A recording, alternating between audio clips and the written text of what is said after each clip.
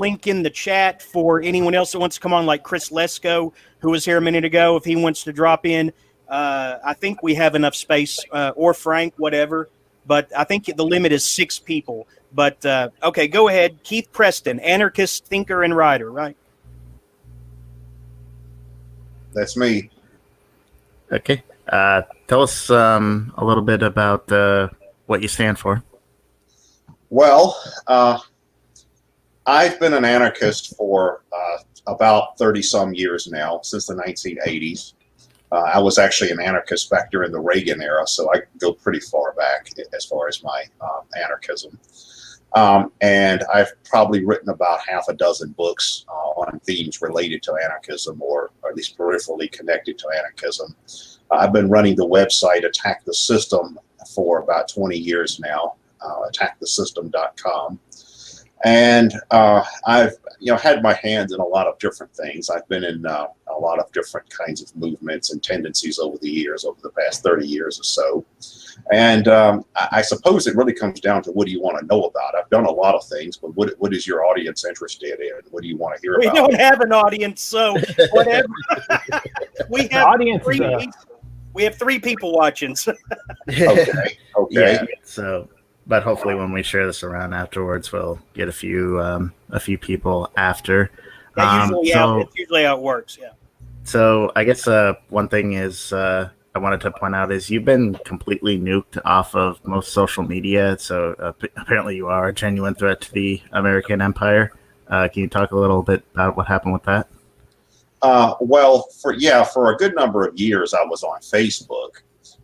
And I actually had a couple of Facebook pages I was running, and both of them had the maximum number of friends on the 5,000 limit or whatever.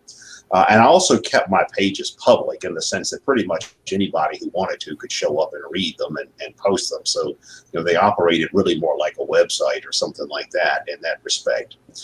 And then back in the fall of last year, both of my pages were taken down by Facebook without any notice or explanation. I think that was probably in October or November, somewhere in there. And then I created another Facebook page where it was pretty much the same format, and then that was taken down, I guess, about 3 months ago. I think it was in January. So yeah, I'm pretty much banned from Facebook, as far as I could tell. And I would assume it's because they just didn't like the content of the stuff I was posting. I would post a lot of, I guess we should say, anti-American empire stuff, as you said, stuff about the role of the United States in places like the war in Yemen, and a lot of stuff about the Palestinians and the conflict between the United States and Iran and all that. I also used to post a lot of international news sources, including things like Russia Today and Press TV from Iran, and things that aren't particularly palatable to the ruling class in the United States. So I think that was one thing. Another thing, too, though, is that I had a very total free speech policy, as I've always had in all social media forums or internet forums that I've ever operated. So pretty much anybody that wanted to could show up on my pages and post anything they wanted. I had all kinds of people on my pages, far right, far left, and you'd have a lot of battle royals between leftists and neo-Nazis on my pages, and a lot of the standard insults that go along with that. So I think the bottom line is that my pages were just too politically incorrect for Facebook as well. So I think after about 10 years, Facebook finally got tired of messing with me. But the interesting thing about that was I had had more difficulties with Facebook, I would say, in the previous year before that than I did in, say, the previous 9 or 10 years. So apparently Facebook has gotten a lot stricter about their rules, or enforcing their rules, or just making up the rules as they go along, or whatever they do. And I suspect it's in part because of the criticism they've gotten for supposedly facilitating fake news or facilitating hate groups and all that kind of stuff. And with the election coming up this year, they're probably worried they're going to be accused of allowing the Russians to shape the outcome of the election or something.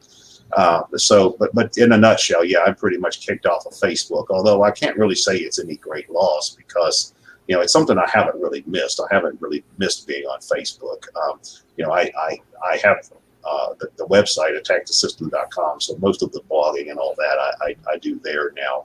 And I'm still on plenty of podcasts and all that, like this one and others. So it's not really an issue. So when I proposed bringing you on to Jeremy, who basically runs this, you kind of got the impression that anarchist means someone who wants the downfall of society. Yeah, so that's what I think when I think of anarchist. That's what I think. How am I wrong? Am I wrong? You're right and you're wrong. I mean, there are people who claim to be anarchists who are for the downfall of society. I don't think that. I think that's probably true on some level.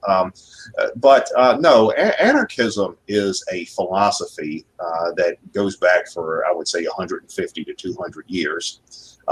It's a very complicated subject because if we go back and look at the history of political philosophy going all the way back to the ancient world, we can find prototypical anarchist thinkers in the ancient world, like Lao Tzu, for example, who's considered to be the founder of Taoism.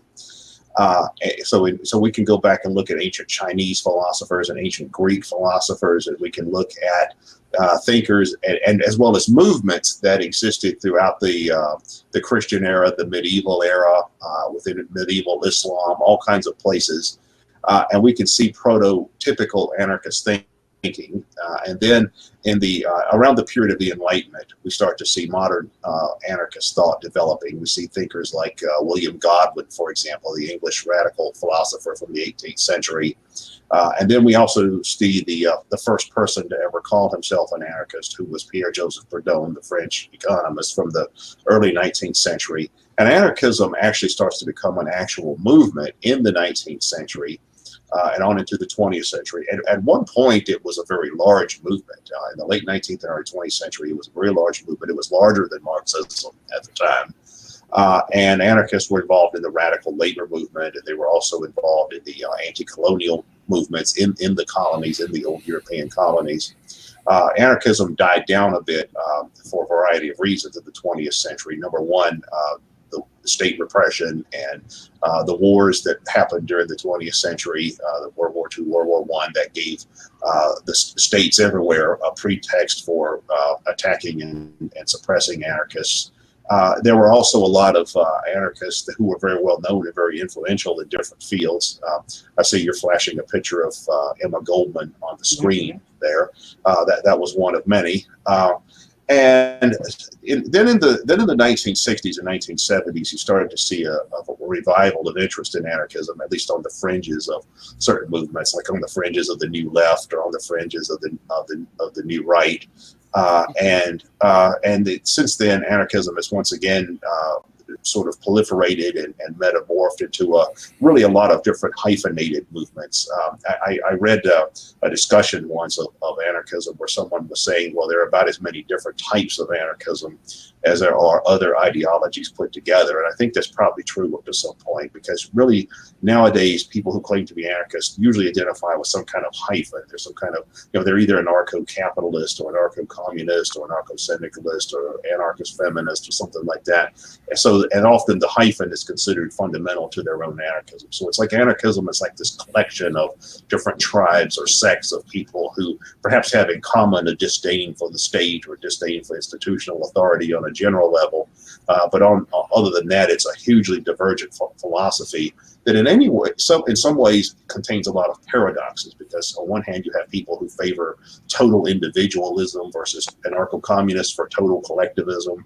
And then you also have pacifist anarchists, as well as anarchists who think terrorism or at least violence is a legitimate means of achieving political goals. You have anarchists that are technophiles, that are really big on technological advancement, who support the transhumanist movement and stuff like that. And then you have others that want to do away with industrial civilization and modern technology altogether and go back to the pre-modern era, or even even revert to a primitive state. So, and this is just a few examples of the diversity of anarchist thought.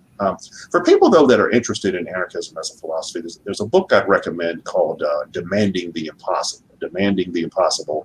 It's by an English philosopher named Peter Marshall, an anarchist. He's still alive. It's a recent book. It's a fairly contemporary book. Well, I think it came out within the last 10 years. But it goes into the whole entire ideological trajectory of anarchism, and then the history of anarchist thought going all the way back to the ancient times, all the prototypical anarchist thinkers from the ancient world, the medieval world, and the early modern period, as well as anarchist movements, both in the 19th century and 20th century, the classical anarchists, as well as contemporary anarchists. So it's anarchism is has a lot more substance to it, I think, than many people give it credit for. Now, that's not to say you don't have people who embrace the anarchist label who are basically, I guess you could say nihilist, in the sense of, in a pejorative or lowbrow sense that is, nihilist and just about destructiveness, vandalism and things like that. But anarchism itself is a widely divergent philosophy. By the way, author Chris Lesko has also joined us. Hey, Chris. Hey, Chris. What's up, guys? So yeah, and a big part of your project and the Attack the System project is trying to bring together these sort of divergent camps of anarchism as a united front against the state, against the I believe we've called the American Zionist Wahhabist axis. Mm-hmm.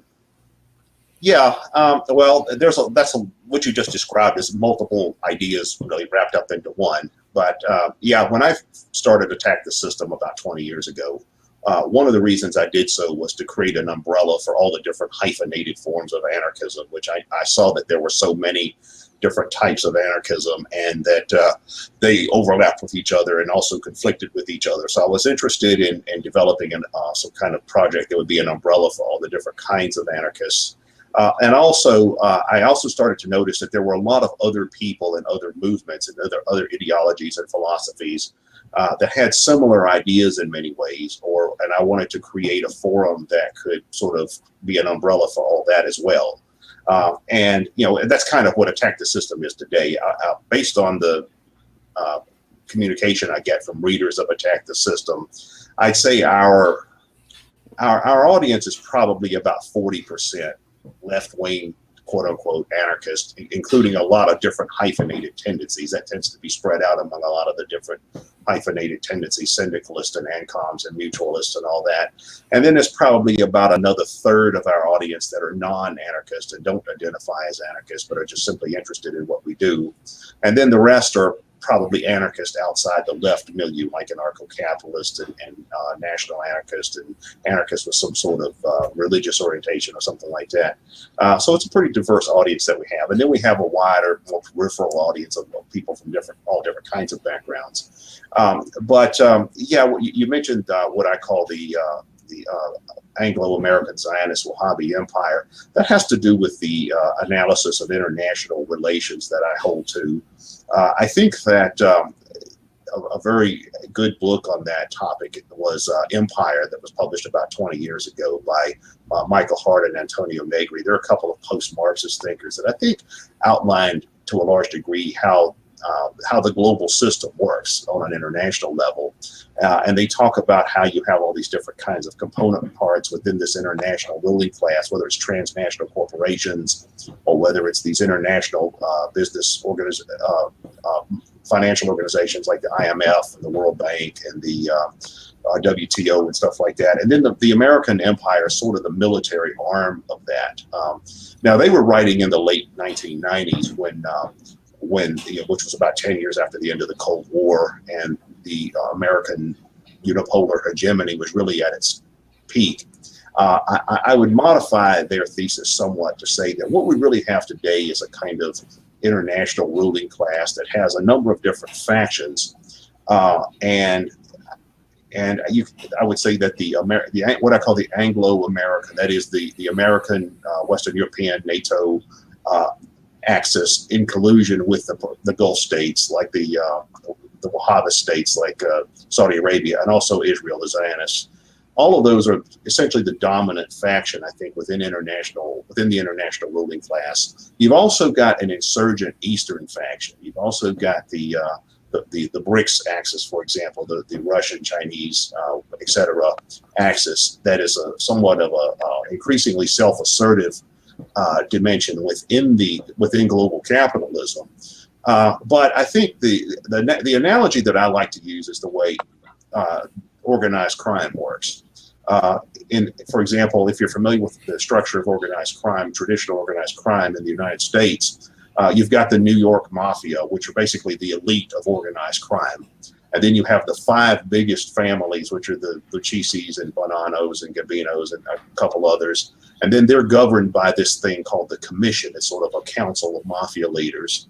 And then you've got other crime families that aren't really on the commission, but are still very prominent, like the Devacantes and out of New Jersey. The TV show The Sopranos was based on that. And then you've got other levels of organized crime. You've got what might be called a more proletarian type of organized crime, like the motorcycle gangs are a good example, like more working class organized crime. And then you've got low level, like lumpen proletarian, underclass organized crime, which is like the Bloods and the Crips and these street gangs. And then you have varying degrees of extremes within that, like something like MS-13 are probably one of the more extreme versions of that. And then you have knitting circles, right? Knitting circles are next under Bloods and Crips, right? Well, on an international level, though, you've got a very similar system, right? You've got the UN, the United Nations, and its Security Council. You know, like basically the United Nations is like a conglomerate. You know, it's basically an assembly of organized crime leaders, global organized crime leaders, and then you've got the Commission, which is the Security Council, which basically represents the 5 biggest organized crime groups in the world. And then you've got these lesser organized crime syndicates that are in league with them, you know, like the Germans or the Japanese or or some of these other states that are in league with the major powers. And then you've got these rogue states that are more I guess on a more lower level, and sometimes in conflict with the major states, and sometimes in conflict with each other, and so forth. For example, Syria, Iran, places like that. You know, sometimes they're aligned with the big states, and sometimes they're in conflict with them. They've shifted their allegiance to the Eastern Axis at this point. And then you've got stuff like, say, ISIS and Al Qaeda, and all they really are is just the MS-13s of international relations. But that's really what the state is. I mean, the anarchist critique of the state is that the state is just organized crime writ large, in a way that has this kind of what the Marxists called ideological superstructure that legitimizes it. And if we go back and we look at the history of the state as an institution, if we go all the way back to the ancient world, and we look at the rise of the earliest states in the Fertile Crescent, like the Egyptians and the Sumerians and Babylonians and all of that, how did these states come into being? Well, they did it through what is commonly called crime, that is, stealing other people's land and enslaving other people and killing other people and things like that. And that's how the state came into being, and that's how what we think of as class society came into being. And it's pretty much been the same way ever since 5500 BCE or whatever. It's been a system where you have a ruling class, a state system that exists for the purpose of monopolizing territory, monopolizing resources, expanding its own power, exploiting subjects, privileging an artificially privileged ruling class, and things like that. That's what the purpose of the state is. So the state functions on a political level and on an international level the way something like the mafia or a street gang might function on a neighborhood level or on a more localized level. And that's the standard anarchist critique of the state, the idea that the state is essentially organized crime writ large. It has a cover of legitimacy through ideological machinations. And for example, in the ancient world, they would deify the emperor as a god, a godlike being, like the Egyptian pharaohs were considered descendants of the sun god Ra. And then in the monotheistic religions, they had the divine right of kings. They still have the divine right of kings in some places. In Islam, for example, they've got Sharia and all that kind of stuff. In the Christian Middle Ages, you had divine right of kings. And then now in the secular world, one thing that's interesting is that in modern secular societies where religion is less influential, you have these new pieties and these new abstractions and these new ideological superstructures that have been created to deify the state in a way that's just as illegitimate and just as absurd when you really break it down on an analytical level, but it serves the same kind of purpose. For example, the Jean-Jacques Rousseau's idea that the state somehow represents some abstract general will or something like that, or the social contract theory that we're all supposedly under some kind of contract to obey the decrees of the state. Or democratism, the idea that the state is legitimate if as long as it has the approval of 51% or something like that. So all throughout history, we see the same system being repeated. It just assumes new forms over time as material conditions change and technological conditions change and so forth. Okay, you have a gift for oration. There's no question. I don't know how you do that so effortlessly, but you've described the condition, the problems with these systems. Now, here's where there's always seems to be a problem with anarchists. How do you fix it? Well, that's a very good question. And anarchists and other radicals have been working on that for centuries, and other people before that for millennia.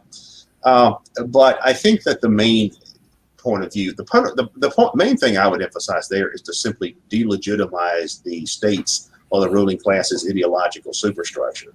I think that's really the first thing. For instance, in modern societies like our own, very few people take seriously some of these older ideas like, say, divine right of kings, or the idea that the emperor is descended from a sun god. I mean, we could go out on the street, for example, in the United States or other similar countries, and we could poll people and say, well, to what degree do you think an absolute monarchy is a legitimate form of statecraft, or to what degree do you think hereditary aristocracy or theocracy or military dictatorship or a fascist regime or a communist regime or something like that is a legitimate form of expression of the state? A lot of people wouldn't know what you're talking about, of course, but of more educated people, you would generally find that people have a negative view of these kinds of things. All of these different kinds of ideological systems that were used to justify the state in the past, most people don't really take seriously anymore, and often are adamantly opposed to. So we have this idea in modern societies that the state is somehow an expression of the will of the people and things like that. Which is ridiculous if you look at it. I mean, at bare minimum, you could justify that perhaps by appealing to raw majoritarianism. The idea that if 51% wolves want to eat the 49% sheep, well, that's democracy, and therefore the system is legitimate. But all state systems fundamentally rest on the same basic set of principles, and that is it's basically organized robbery, theft, murder, and so forth, only in a way that's given this kind of ideological gloss that provides it with a veneer of legitimacy. So debunking the state's ideology is the first thing. I think that's really the first thing. One thing that makes me happy about the current electoral season that's going on is that in the United States, at least, the politicians seem to be doing a lot of that on their own. It's really, for me, it's wonderful to observe the shambles that the domestic U.S. politics, at least, has become. It's not necessarily the same in all countries, but in different places you see that. So I think that's one thing. I think delegitimizing the system's ideology, but also I think breaking up systems of power where they develop. There's a concept that we developed at Attack the System called pan-secessionism, and people are often confused about what that means. For example, some people will say that I've had people ask me, well, what are the basic tenets of pan-secessionism? Like it's an ideology. And it's not. It's merely a tactical concept. It's about breaking up concentrated systems of power. And a lot of people think pan-secessionism is limited only to territorial secession. Like they think when they in an American context, obviously, when they hear secession, they think of 1861 or they think of 1776. And territorial secession, that is, regions separating from central governments, could be a part of pan-secessionism, but so could many other things. For example, the anarchist idea of a general strike is a form of pan-secessionism, or building alternative infrastructure, or what's commonly called dual power, or what some of the libertarians are into, like agorism and counter economics and that kind of stuff. All of these kinds of things are a form of pan-secessionism. Or there's a group called Startup Societies that wants to go out and form, basically form new countries or new systems through their own initiative.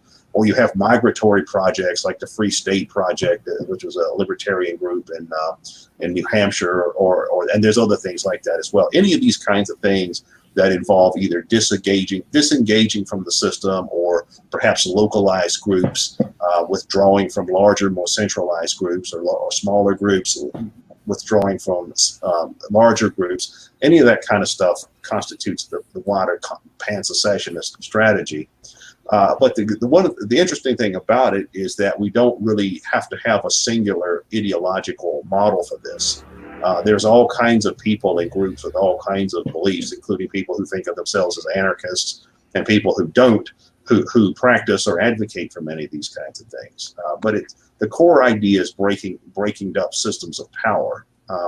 I think, though, that while we're on this topic, I think one thing that a lot of critics of established institutions get wrong is this. When I look at the debates, for example, that go back and forth between the left and the right, and I don't mean the debates like the presidential debates, I mean more wider ideological debates between, say, on one hand, conservatives and libertarians and people like that on one side, and socialists and progressives and liberals and on the other side. I think a lot of the more mainstream ideologies tend to have a very limited understanding of how systems of power actually work. The analogy that I like to use when it comes to understanding how the systems that we're familiar with, those of us that live in modernity and in the developed, technologically sophisticated nations, the analogy that I like to use is to the Middle Ages. If we could go back and look at the institutions that exist in the Middle Ages, we see that clearly there was a ruling class. No competent contemporary historian would go back and look at the medieval society and say there was no such thing as a ruling class. Of course there was. But then you would also have to recognize that the ruling class had multiple different institutional components in the Middle Ages. You had the king, the monarchy, and then related to that, you had the royal court, and then you had the royal dynasties, and there were different ranks of hierarchy within those. Different people holding different royal positions. But then in addition to the monarchy, you also had the aristocracy. And then you also had different layers within the aristocracy, the nobility and gentry and all that. Then, of course, you had the church, or in non-Christian societies, you had something similar. You had the priesthood or the clerics of some kind. For example, in the traditional Indian culture, the Hindu culture, the Brahmins were the priests and scholars who were considered the upper caste. And then you also have the warrior caste. And then you also had in the Middle Ages the guilds, which were largely monopolistic professional associations, kind of like, say, the American Bar Association or the AMA or something like that today. And all of that collectively in the Middle Ages comprised the ruling class as it was understood then. Now, the ruling classes of that time period certainly had plenty of conflicts with each other and within their own ranks. You had plenty of aristocrats who hated each other's guts and wanted to kill each other. You had kings and members of the royal court or even royal families that hated each other. For example, the Medici, the ruling class of Venice, they actually would bump each other off in assassinations and stuff like that. And then you also had rivalries between the king and the pope, and that's how we got the Church of England. So all of these, within the ranks of the ruling class as it was at the time, you had plenty of conflict between all these different institutions, the king, the aristocracy, the church, the warrior caste, the guilds, and you had conflicts between individuals and groups within all of those. And we have that in our modern ruling classes. So what would be the equivalent of that in a modern society like our own? Well, when we look at what the American ruling class would be, and we could break this down on a similar level, say in Europe, the European Union or something. But in the United States, we've got the political government, we've got the elected officials and appointed bureaucrats and all that. And then we've also got the corporate elite. And then we've got the financial elite, the banking system, Goldman Sachs and all that kind of stuff. And then we've got the state security services, what are called the deep state or the military industrial complex, the intelligence services. And then we've got the professional monopolies, the legal profession and the medical profession and technology, big tech like Facebook and some of this kind of stuff. And then we've also got the institutions that are responsible for the dissemination of the ideology of the modern state, which would be something kind of like, say, the media or the university system or think tanks. Those really serve the same role as something like the church in the Middle Ages, in the sense that it disseminates the dominant ideology and really shapes the values of the wider society. And then we've got all these other managerial institutions, like we've got the foundations and philanthropies and NGOs and all this kind of stuff. But all of these things collectively comprise the modern ruling class. Now, where a lot of so-called radicals and dissidents and critics of the establishment go wrong, I think, is that they only criticize elements of the elite or elements of the ruling class or elements of the state. And much of the left-right debate is about this. Take something like, health, just to pick something at random, healthcare reform or whatever. Well, what that comes down to basically is you have the right who thinks that the healthcare system should be run by the mass corporations, what I call the neo-aristocracy or the neo-manorial systems. And then you have the left who thinks the healthcare system should be run by the state itself, by the bureaucracy. All right, so that would be like in the Middle Ages, a bunch of peasants arguing about, well, who do we really want to run the medical system? Do we want it to be the king and the royal court and the king's minions? Or do we want it to be the aristocracy and the manorial system? Do we want them running the healthcare system? They didn't really have much in the way of healthcare back then, but I'm sure you get my point. How do you oops. I can hear an echo. Okay. While he's figuring that out, I did want to go back to something you said about how you believe the current election is doing a lot to discredit the current system.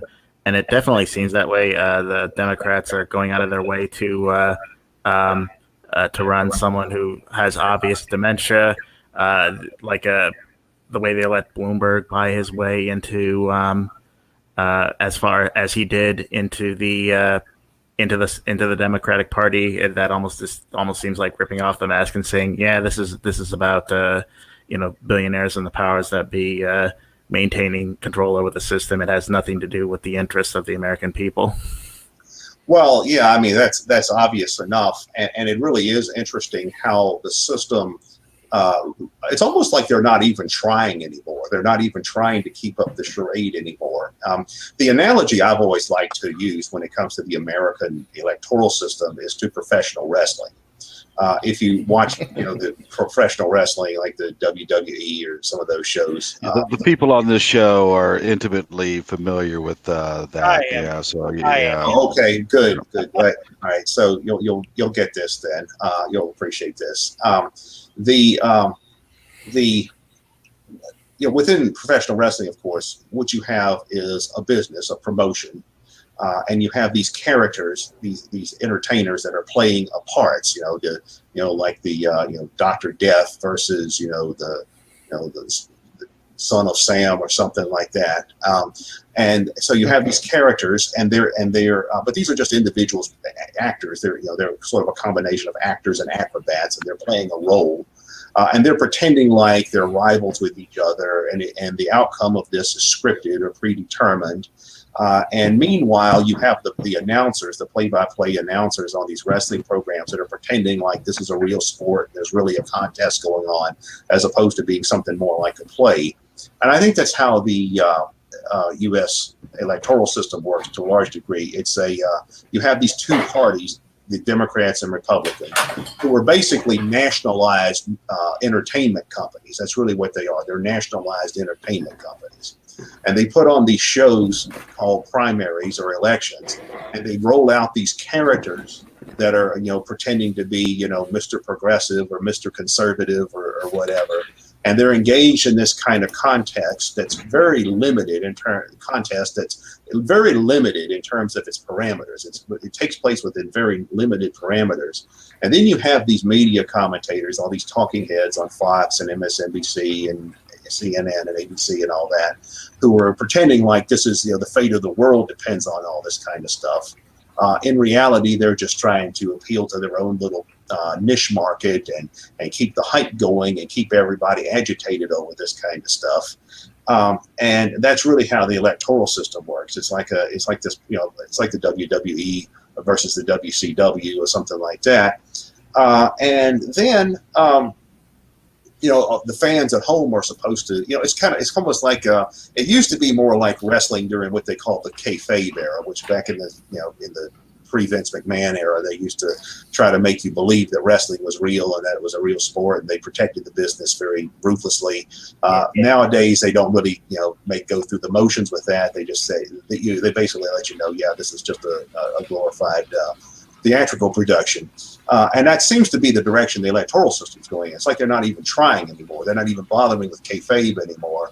Now they're trying to just simply say, they're not saying this outright, but their actions imply that they're just letting the game out of letting the cat out of the bag, that this is just a game. And we see that, somebody mentioned Joe Biden. I mean, this has got to be the most farcical presidential candidate I've ever seen.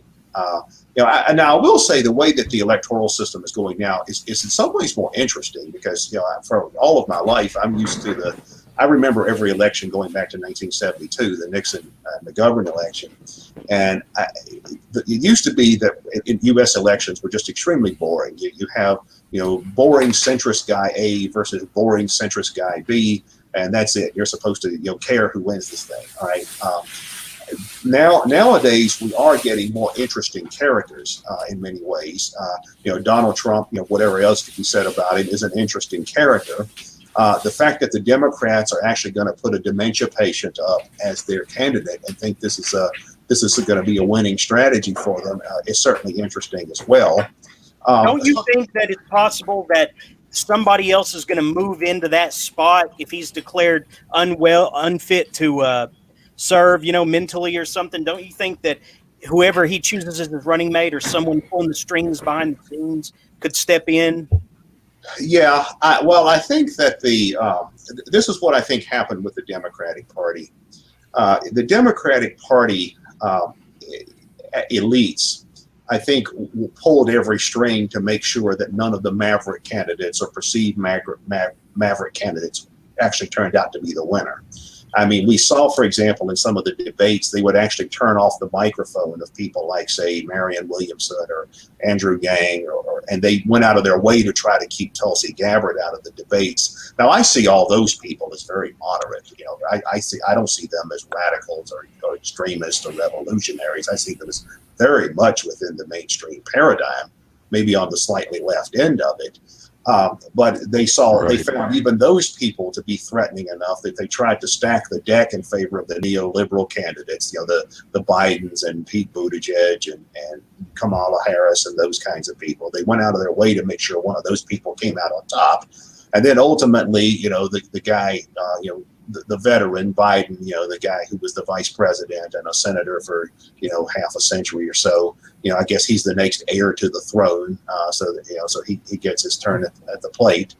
And then, of course, all the other neoliberal or centrist or whatever you want to call them candidates, of course, they circled the wagons on his behalf, right in lockstep. You saw Pete Buttigieg and all these other people coming out and endorsing him. And in fact, even a lot of the so-called maverick candidates came out and endorsed Biden as well. So now he's going to be their front man that's going to fight, Mr. Dementia Patient is going to go fight Orange Man or whatever. And I do think that it is possible that if his performances in any future debates, if there are any or whatever, are particularly pathetic, and it's quite likely they will be, it's likely that the forces that actually control the Democratic Party, the major donors and the interests that are behind that, as well as the party's managerial apparatus, may very well try to pull Biden out of this and put in someone else. In fact, I think that's one reason why now we see the more left of center leaning media really pushing the hype for Andrew Cuomo. They're really pushing that promoting Andrew Cuomo as some national hero because he just happened to be governor of New York when there just happened, when there just happened to be an outbreak of a disease there, which he had no control over. Hasn't done anything to help other than what every other official in the U.S. is doing. So you see them really hyping him. Well, plus he comes from one of the Democratic Party's royal families as well. So they may put him in, or they may dust off Bloomberg and say, or they, who knows who they'll put in Biden's place. I mean, it'll be somebody that's certainly not offensive to the establishment. It's not going to be Bernie Sanders or something. I mean, do you think it's Hillary? You think they'll do Hillary? I mean, Biden is just a figurehead for a regime, though, right? I mean, he's exactly. Right. Well, yeah, it could be Hillary. I don't know that she seems only slightly less demented than he is. Well, Hillary strikes me as a full-blown psychopath. Demented in an entirely different way, right? Yeah, I think she's still sharp and demented in the gleeful psychopath way, right? Yeah, That's the funniest part about Trump is you had this like glassy-eyed psychopath who just like ambitiously wanted the White House no matter what, and she was probably willing to slit throats over it, probably has, and she lost to this fat orange cartoon character. Yeah. Well, look, talking about the left-right model of the spectrum, in that election, my position then is now, I mean, I didn't endorse any of the candidates or anything like that, obviously, but my position in 2016 was that rhetorically speaking, and I emphasize rhetorically, Trump was actually the more quote-unquote left wing of the two candidates. I mean, because it was Trump who was more or less pushing, an anti-war position, however tepidly or inconsistently, and it was Trump who was pushing this kind of populist economic paradigm, once again, however tepidly or inconsistently, whereas Hillary Clinton was basically saying, well, everything's fine, the system is wonderful, let's just keep it going. Oh, and by the way, don't vote for this this loudmouth asshole from Queens because he's got all these scummy rednecks that like him, and you don't want those people to have any kind of influence. America is already great.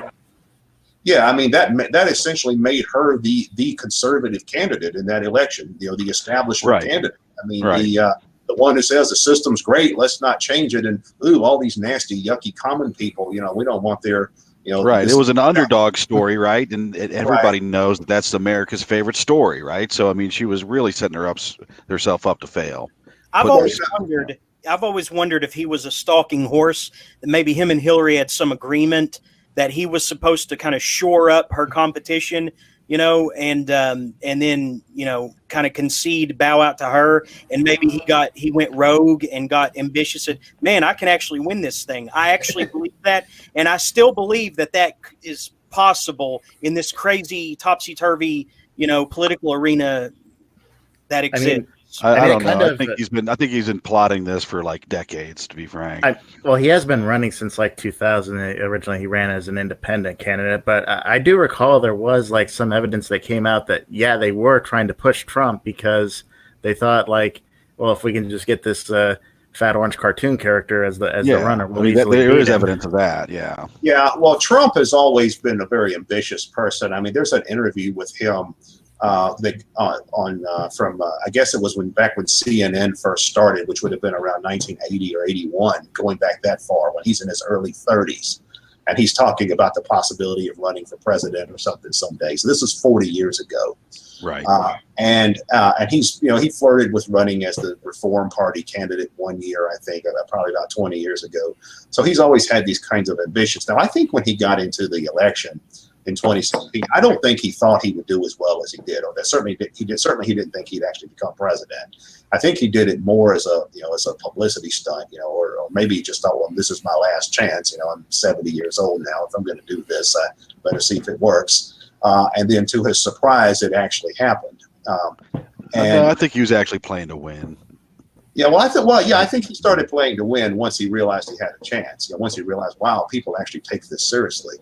I think he started taking it very seriously at that point. As to whether that he was originally supposed to be the working with the Clintons to throw the election in their favor. I doubt it. He strikes me as someone who has too much ego to work on any kind of plot like that with someone else. You know, he'd only be concerned about what's in it for him. By the way, Chris hasn't gotten to say anything. Did you have anything you wanted to ask, Chris? I don't know. I'm just actually fascinated listening to everything. Okay. Well, I mean, we'll talk about your writing here in a little bit, you know, and so continue the oration, Keith. Okay. I actually have a question since we've actually had an interruption, right? So you're talking about like breaking up, what is it? Centers of power. Is that what you were? Yeah. Breaking down centers of power. Is that right? Yes. I'm sorry. What? Yes. Yeah. So, okay. So doesn't that just, I mean, you know, doesn't that just open it up for other folks who aren't in the king position to give them an opportunity to move into the king position, right? For lack of a better way to explain it, you know what I mean? Like even if folks that are of your mindset, right? That or say anarchist mindset, right? They want to break down centers of power. I mean, it doesn't seem like it's going to last very long because you just have folks that are of the same mindset who were of the folks who were ruling before, right? Just to swoop in and take all the goods, right? Yeah, well, I could answer that on a lot of different levels. I mean, what you're describing is the classic problem of what about power vacuums? You know, there's the saying, power abhors a vacuum. So when a system of power is dispersed and there's no system of concentrated power, what's going to come in to fill that power vacuum? So that's really the right problem that you're asking about. I would say, first of all, that the way I approach this is I actually try to draw on actual historical circumstances. A lot of anarchists and a lot of other people with similar views, overlapping views, make the error of what is sometimes called constructivism, and that's the idea that they have this preconceived ideology that they try to impose on circumstances, whereas I tend to try to look at it more from an empirical perspective, like, well, what would happen in this particular situation, given this set of circumstances, which may not be relevant to some other kind of situation or some other circumstances. So I think that's the first thing. There's a lot of issues there that where a lot of people, including a lot of anarchists, I think, fall into error. And I've spent a lot of bandwidth and ink over the years criticizing anarchists. I even have a book, by the way, called The Failure of Anarchism. So, you know, it's not that I have not criticized anarchists for their own shortcomings or weaknesses in their own positions over time. Right. But if the objective is to control power, I think you have to look at the context in which power can be dispersed and prevented, at least for a time, from reconcentrating. What typically happens historically is that systems will expand and then contract. You'll have a system that starts off on a more decentralized basis and then becomes more expansive over time, but then it gets too big and then it falls. One example I like to use is ancient Greece. The ancient Greek civilization started off when you had a pre-existing civilization that basically collapsed. And then out of that, over time, you saw the appearance of the Greek cities. Right, and the ancient Greece was a civilization that had no central authority. It was just an agglomeration of thousands of cities, and of course, what to them were cities would be like little villages to us. But that's what ancient Greece was, and that system existed for thousands of years, well, for centuries, not that thousands, hundreds of years, as a dispersed system of power. Now, whenever I use ancient Greece as an example of some sort of just decentralized power system with the city-states and all that, people always say, well, yeah, but they had slavery and they executed Socrates, and Sparta and Athens went to war with each other. And yeah, they did all kinds of things that anarchists wouldn't, or a lot of other people wouldn't necessarily approve of. But that's not really the point. I mean, the point is it was 2500 BC. They were living according to the norms of 2500 BC when the system was at its peak. But it was a system of distributed power that existed for centuries very effectively. Another example is what happened after Rome. Of course, Greece Greece, of course, eventually did metamorphose into the Macedonian Empire and into the Roman Empire, and of course the Roman Empire went through all its different stages, and then that fell apart. And then in the medieval Europe, you saw the rise of the Holy Roman Empire, and you saw the rise of the wider medieval structures, where once again you didn't really have concentrated systems of power. You had systems of power that were distributed between all these kinds of institutions, whether it was the king or the church or the aristocracy, the guilds or the free cities or all these other things. And of course, once again, when I raise this as an example, you have people that say, "Oh, but that was feudalism, and they burned witches, and they did all." Well, yeah, we don't want to do that. But those aren't arguments that are valid against the very basic thing that you're outlining here, which is essentially just what there are periods of centralization and decentralization. Yeah, right. And if I had to point to, sorry to interrupt, but I just want to, if I had to point to like something that's probably like the closest to a successful anarchist system, would probably be the Zapatistas in Mexico. Yeah, well, there are certainly plenty of examples from the contemporary world of quasi-anarchist systems that exist in different places.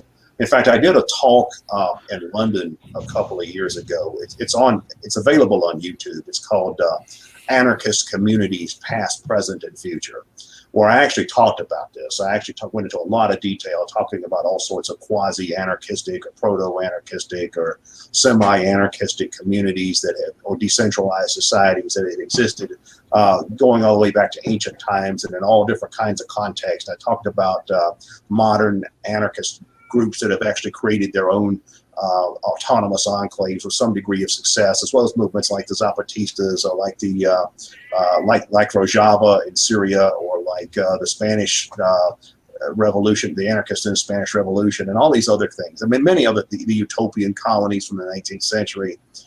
There's many examples like that. Although I tend to, as far as what I was talking about before, I was talking more in a civilization-wide sense. In fact, even another example that I think is interesting is during the time of the Ottoman Empire. The Ottoman Empire was an empire. It was an Islamic, largely centralized empire. But within it, you had the Malay system, where you actually had different religious and ethnic communities that were able to achieve some degree of autonomy within the context of their own enclaves. So there was a very large degree of autonomy for different religions and things like that. Even though theoretically they were living under Sharia law, you still had the autonomous Jewish communities, Christian communities, and different tribes and ethnic groups and stuff like that. So even within that kind of framework, you can see sort of quasi-anarchistic or these decentralized systems. So it's not always a question of absolutes either.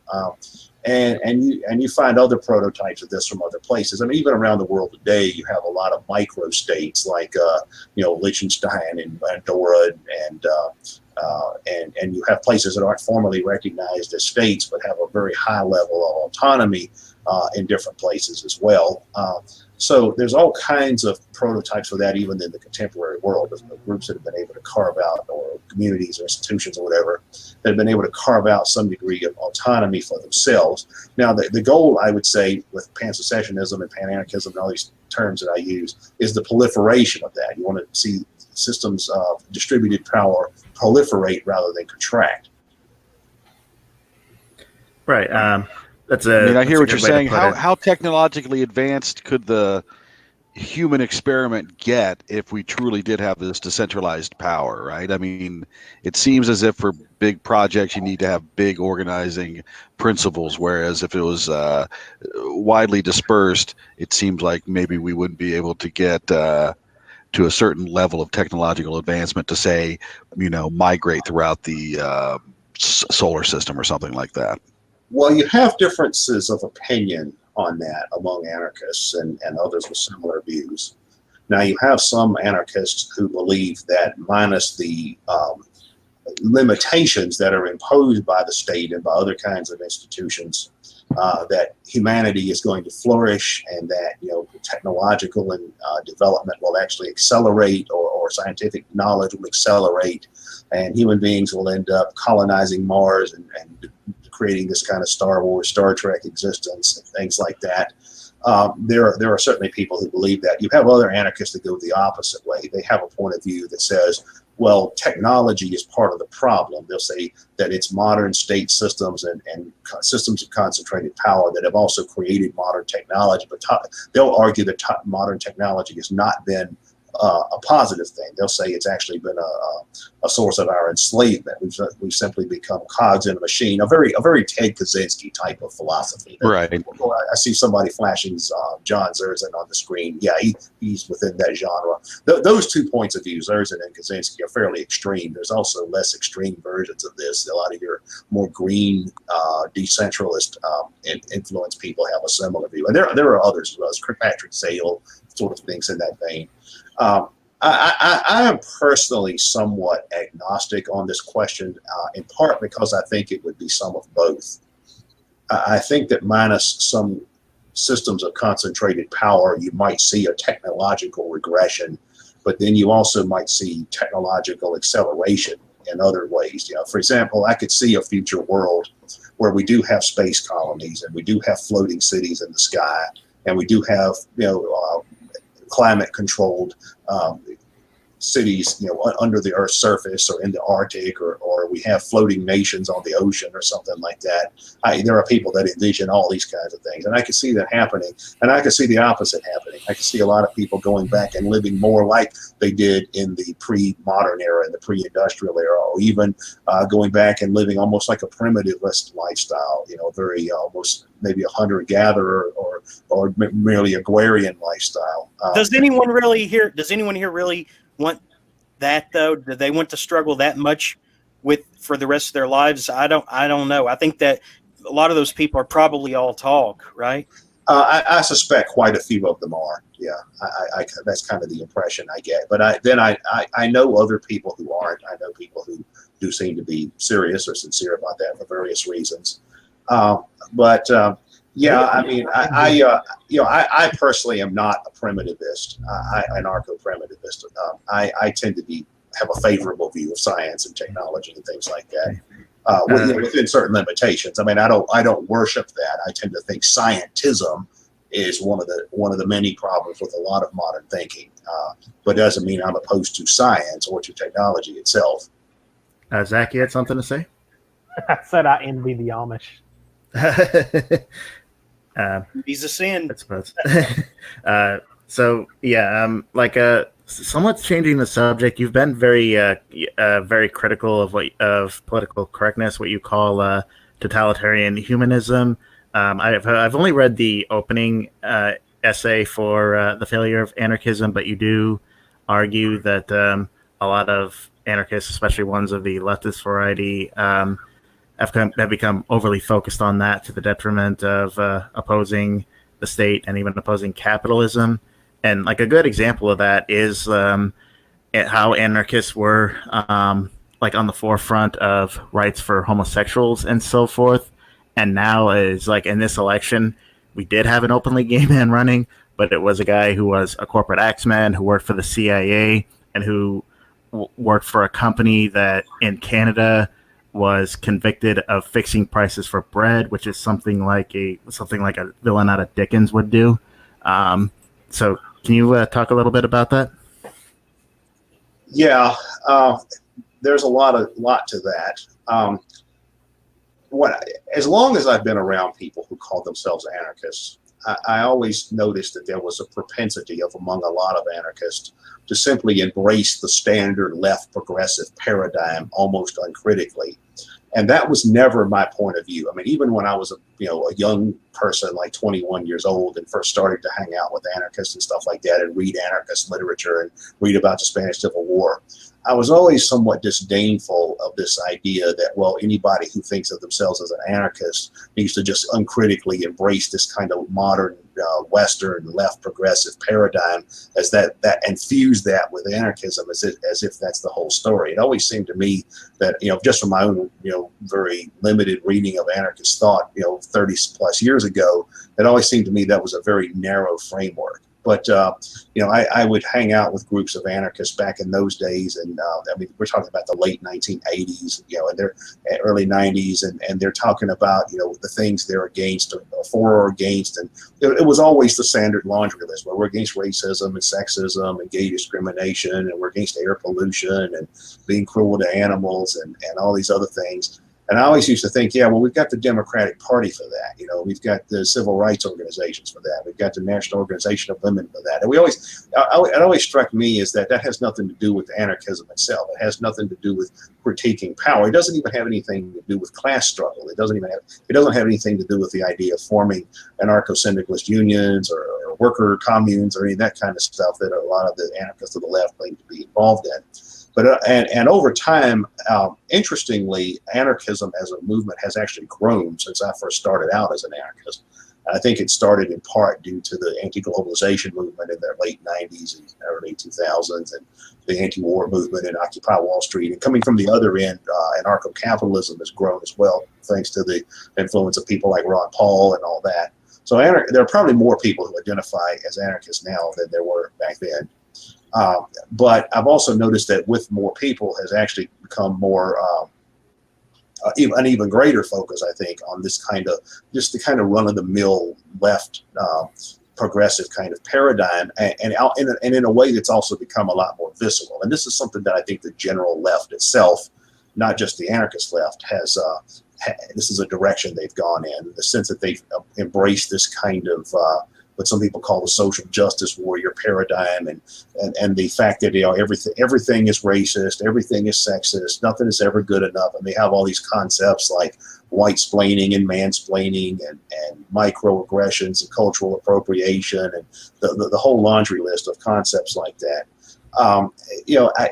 None of that stuff. There are a lot of problems I have with all that stuff, but the first one is that it has nothing to do with actually critiquing systems of power.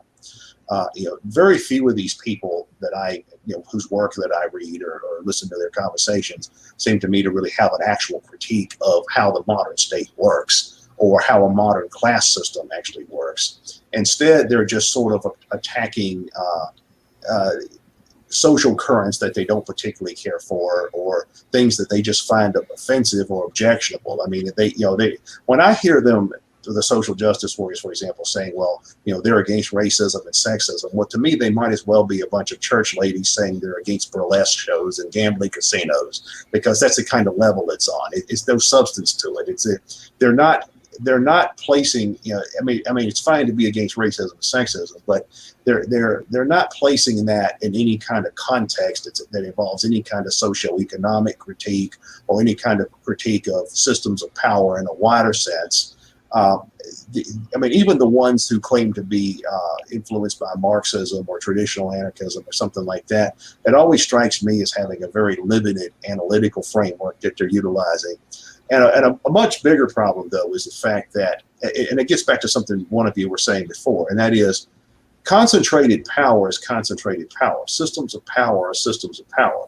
And one of the main lessons we see from history is that when former outgroups become powerful and become the in-group, they become just as abusive and just as tyrannical and just as exploitive as whatever it was they replaced. Exactly. And we can look at the history of modern revolutions. If we look at the French Revolution, for example, that's a classic example. Okay, they cut the king's head off. Okay, so far so good. But what did they do? They started cutting off the heads of fellow radicals and fellow revolutionaries and people who weren't pure enough and things like that. We saw the same thing happen in the Russian Revolution. Like the Bolshevik party comes in, they shoot the Tsar. Okay, so far so good. But then they started shooting workers and anarchists and rival socialists, and they had the massacre at Kronstadt and all that kind of stuff. We saw that in the Spanish Civil War. We saw the anarchists were the communists backed by Joseph Stalin were more anxious to defeat the anarchists than they were the Francistas. And there's many other examples of that, and we see that over and over and over again. Whenever a former outgroup becomes the new ruling class, they're often even more abusive than what they replaced, because whatever it was they replaced by that time tends to have become somewhat stagnant and stale, and whereas a new ruling class is more aggressive and becomes more immediately predatory. we see a new orthodoxy form whenever a new ruling class takes power. One thing that I think is interesting about the political correctness stuff is, like you were talking about how I've criticized anarchists for embracing that paradigm to such an extreme degree in some instances. If there's one weakness in modern anarchist thought that I would criticize the most strongly, it's the fact that many, if not most anarchists, certainly those that with strong left leanings, have never really fully confronted the critique of the modern left that was formulated way back in the 19th century by thinkers like Max Stirner and by Nietzsche. If we go back and we look at what Max Stirner said, there's a quote from Max Stirner that I like. He said, "Our atheists are very pious people." And what he was criticizing was the tendency among radical intellectuals in the he's writing in something like 1844, right? So he's writing in the early to mid 19th century. He's talking about how the radicals that are developing in that time period, while they may reject the old pieties, they may not worship the king, or they may not believe in God, or they may not go to church, or they may not defer to the social position of the aristocrats, or they may not like the bourgeoisie or whatever. They still embrace this whole new set of pieties, this whole new set of abstractions that serve as a de facto religion for them. The same, and you see that, of course, in Nietzsche. This Nietzsche's famous parable of the madman, where the madman wanders into the village and he says, he says, "Where's God? Where's God?" And the people there say, "Oh, we killed him." And he's like, "Well, no, you didn't." Now, what he really meant was, what all they've done is create these new gods, all these secularized religions that developed in the 19th century and then the 20th century are really just neo-Christianity or neo-religion under another name. In fact, in the 20th century, if you look at the totalitarian regimes of the 20th century, like Nazi Germany and Stalinist Russia and Maoist China, what are those but simply a resurrection of the ancient tyrannies? I mean, the idea that the emperor is a godlike being and everybody should worship him. I mean, what is Kim Jong-un? I mean, that's what he is. He's like the pharaoh or the Roman emperor, at least in that context of that particular state system.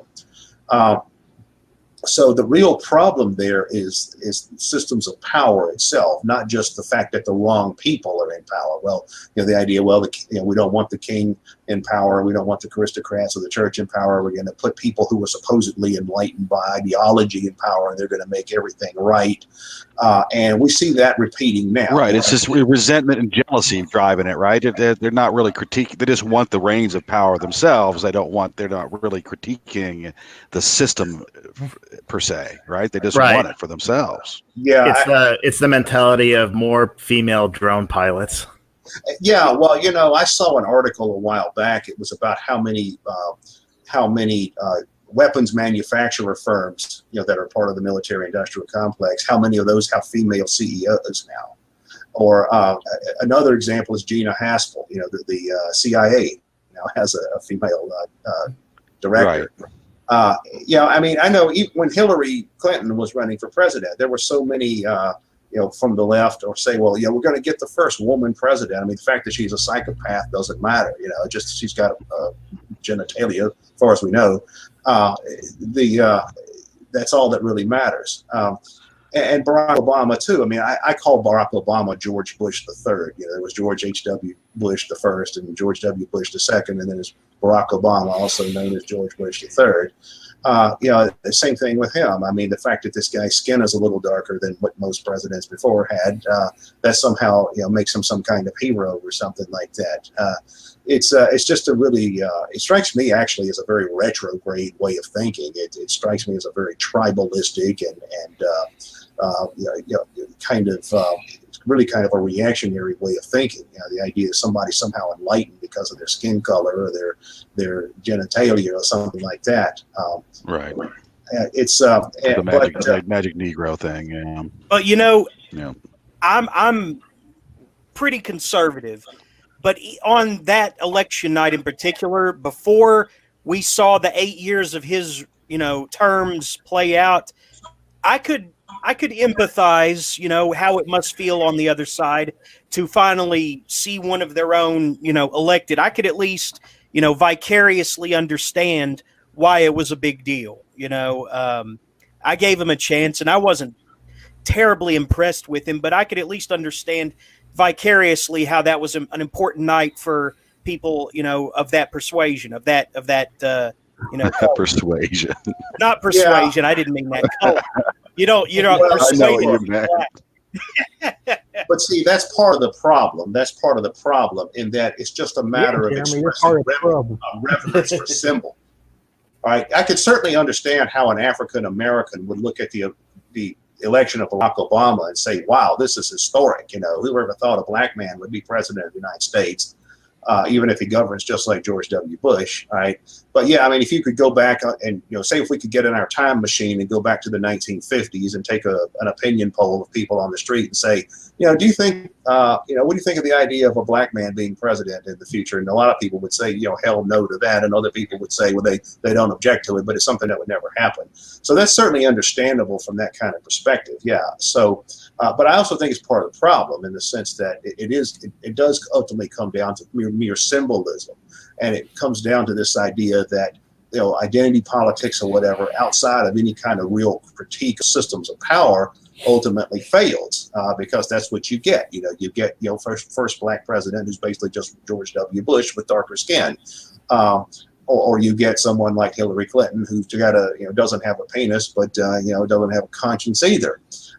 And that's the problem that's where that kind of thinking leads. And I think among the Western left, I think particularly in the United States, but among the Western left generally, that's a trap that the Western left has fallen into in the last 50 years that's been extremely detrimental. I mean, now my own thinking is not entirely left. I mean, historically, anarchism is more of a left-wing than a right-wing idea, textually speaking. There's also aspects of anarchist theory that overlap with the right and that kind of stuff. So I'm not trying to speak as a partisan leftist here, but I do think a major problem with the Western left, particularly the American left, is that the left, I think, starting in the 60s and 70s in the Western world, a political movement to being a cultural movement. And ultimately what it became was not so much changing the system, economically, politically, any of that kind of stuff. It became about changing the culture. They want to do away with, in the United States, they want to do away with the traditional WASP-dominated, it's for younger people, the WASP is an old sociological term. It means white, Anglo-Saxon, Protestant. But they wanted to do away with the WASP-dominated culture and have a more multicultural environment without changing anything else per se. Or they wanted to have, more females or gay people or whatever in positions of leadership, like, having a woman as the head of the CIA or having, a gay guy like Pete Buttigieg doing what was described earlier. So I think that's where all that failed. I think that identity politics has just been a disaster. Right. It's window dressing in the way that it's in the modern sense, right? It's very much window dressing. I mean, back in the day, right, when folks were actually, fighting for rights, for civil rights, for various different groups, it seemed as if there was some genuine struggle going on, and folks were really being denied a seat at the table, like let's say. But now it's all corporatized window dressing, and all you hear about is, oh, this is the first black person to be a superhero in a movie in the year 2020, right? I mean, it's like, doesn't mean anything, but they try to act like it means something, whereas it means nothing now, right? I mean, it's just corporate pandering to just various demographics. It doesn't seem like it really has any real meat, or they're not really changing anything. It's just pandering. That's the way it seems to me. Exactly. Yeah, exactly. Well, that's certainly true when it comes to the mainstream, Democratic Party oriented neoliberalism. I mean, that's obvious what that is. I mean, that is simply the corporate class trying to co-opt the cultural left. And they've been very successful at that. In fact, this was a strategy that was developed politically by the Democratic Party back in the 1970s. There was a book that was published back in the early 70s by a guy named Fred Dutton, who was a Democratic Party strategist. And he had actually been the U.S. ambassador to Saudi Arabia. So this guy was a full-blown establishmentarian. But he argued back in the early 70s that the Democrats' old coalition, the New Deal coalition, had largely failed at that point, and they needed to create a new coalition. He said we need to stop worrying so much about union types and start worrying more. Hello? Yeah, I'm still here. Hello? Yeah. Okay. You guys all dropped out for a minute. Really? Oh, okay. Okay. But anyway, Fred Dutton argued way back in the early 70s that the Democrats needed to, and I'm not a Democrat. I've never been a Democrat. So, but he argued that the Democrats needed to forget about the old working class oriented so much and start focusing on minorities and young people and educated suburbanites and students and by extension the environmental movement and all of the kinds of stuff that's generally considered to be the constituencies for the Democratic Party today. And that's what happened. And along the way, when all of that started coming into the Democratic Party, the corporatists in the Democratic Party and the foreign policy establishment in the Democratic Party said to those people, they said, okay, look, we'll give you what you want on all these cultural issues. We can have all the abortions you want. You can have all the gay marriage you want. We'll have civil rights laws, and we'll have women corporate executives, and we'll have environmental regulation.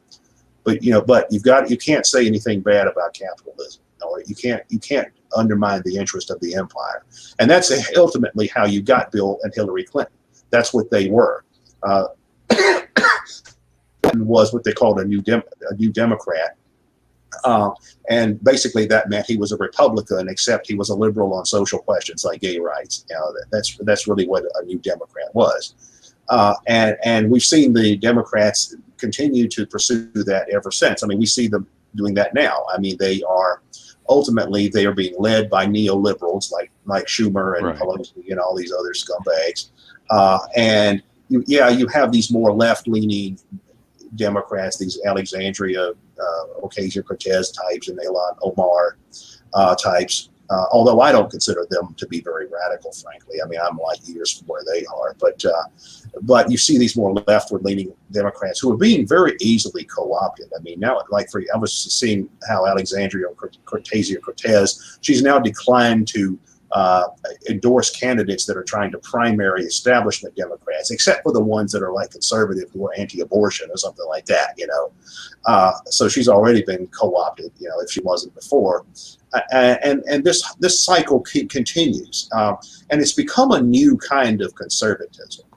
If you define conservatism, and I mean, I know not all conservatives define conservatism this way, but if you define conservatism as apologizing for the status quo and wanting to preserve what is, well, that's what would be conservative today. Conservatism in that sense today would mean you want to preserve the neoliberal economic corporatist system. You want to preserve the empire on an international level. You certainly want to preserve the state and all that.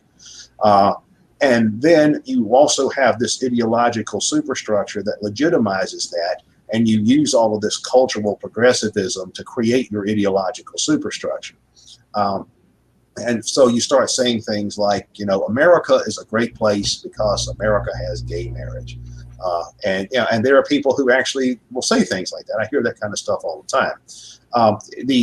One thing that I think is interesting is how all this stuff has been incorporated into the American civil religion. Like there was an essay, a really interesting essay that was written way back in the 1960s by Robert Bellah, who was a sociologist. He was a sociologist of religion, and it was called The Civil Religion in America. And he went back and traced the speeches of American presidents going all the way back to the Revolutionary generation. And he said, if you look at the pronouncements of American leaders, you see that there's this de facto civil religion in the United States. That is, it's not really Christianity, but it has Christian-like characteristics in the sense of being providential and God's grace and all that kind of stuff.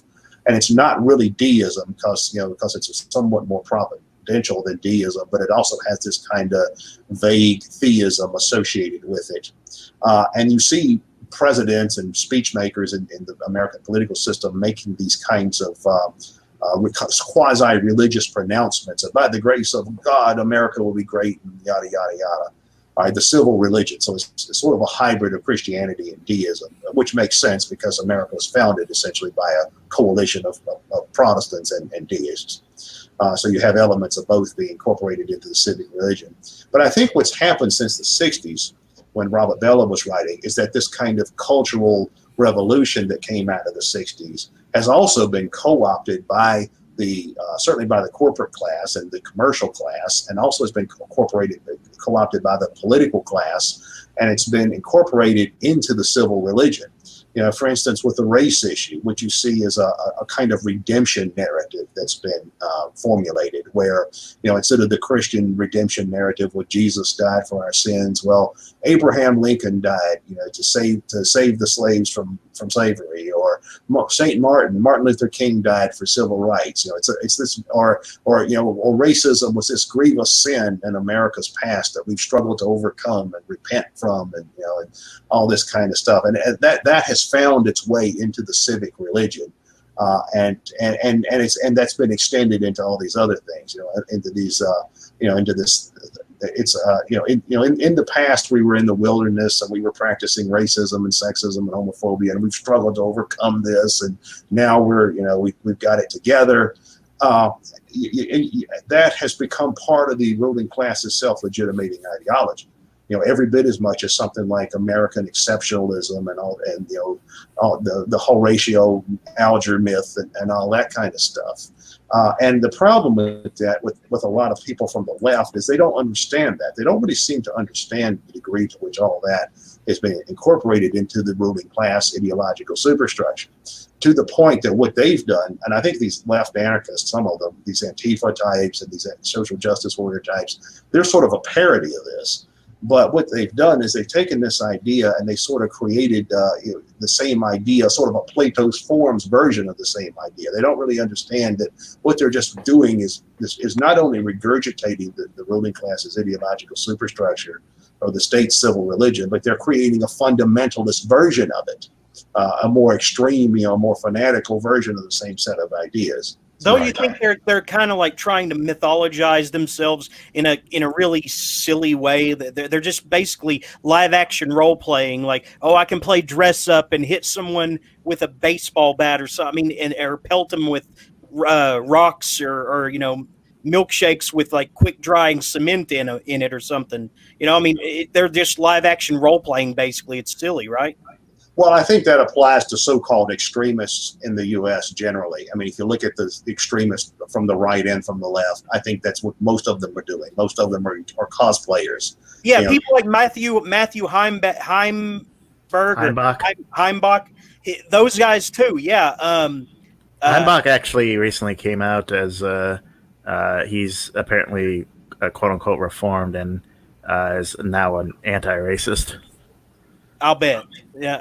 Well, I mean, but basically the extremism on both sides, to that degree, to the point that it consumes your very being. You get fired from your job, alienated from your family.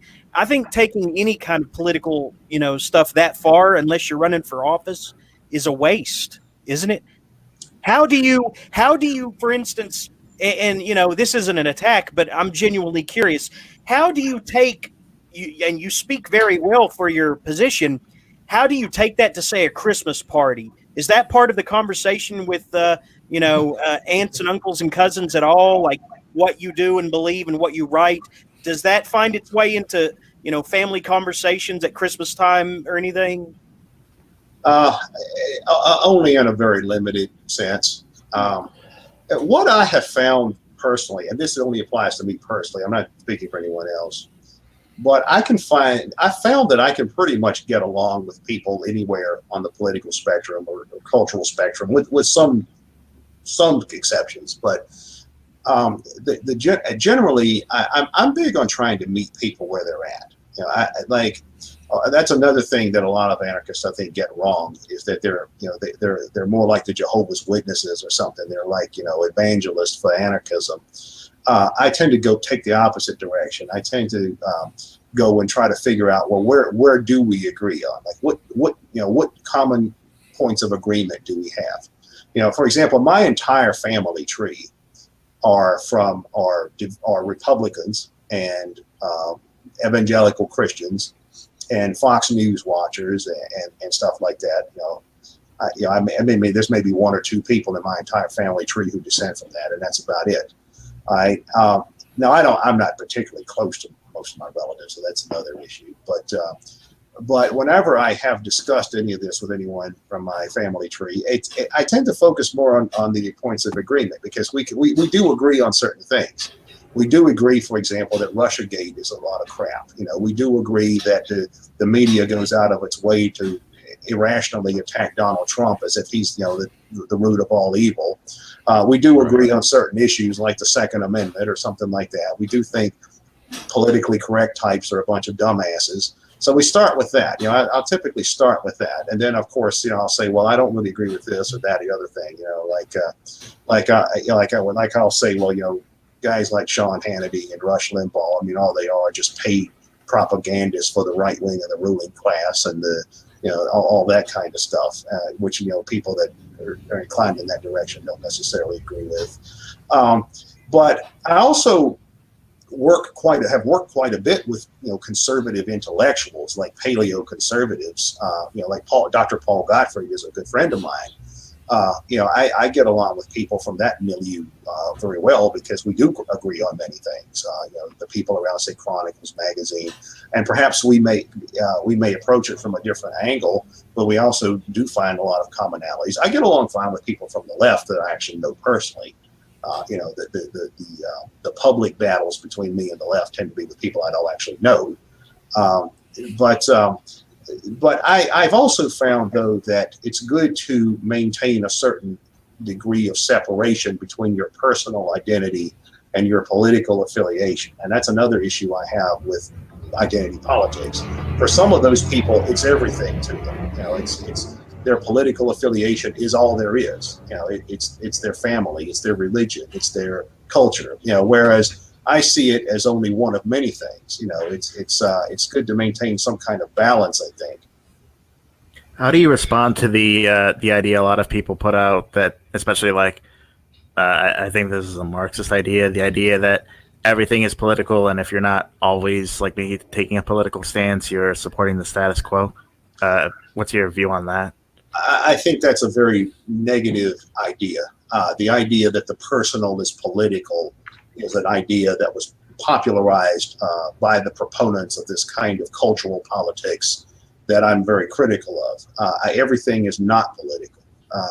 It's the idea that, first of all, the idea that someone's personal problems are necessarily political problems is an idea that seems to have become entrenched in the left in the Western world, I think, since the 60s, to where if you I don't know what the political backgrounds of all of you guys are, but if you've ever dealt with leftist political activism, and actual organizations and stuff like that, what you will often find if you're sitting in on a meeting of left-wing activists is that it's more like a therapy session.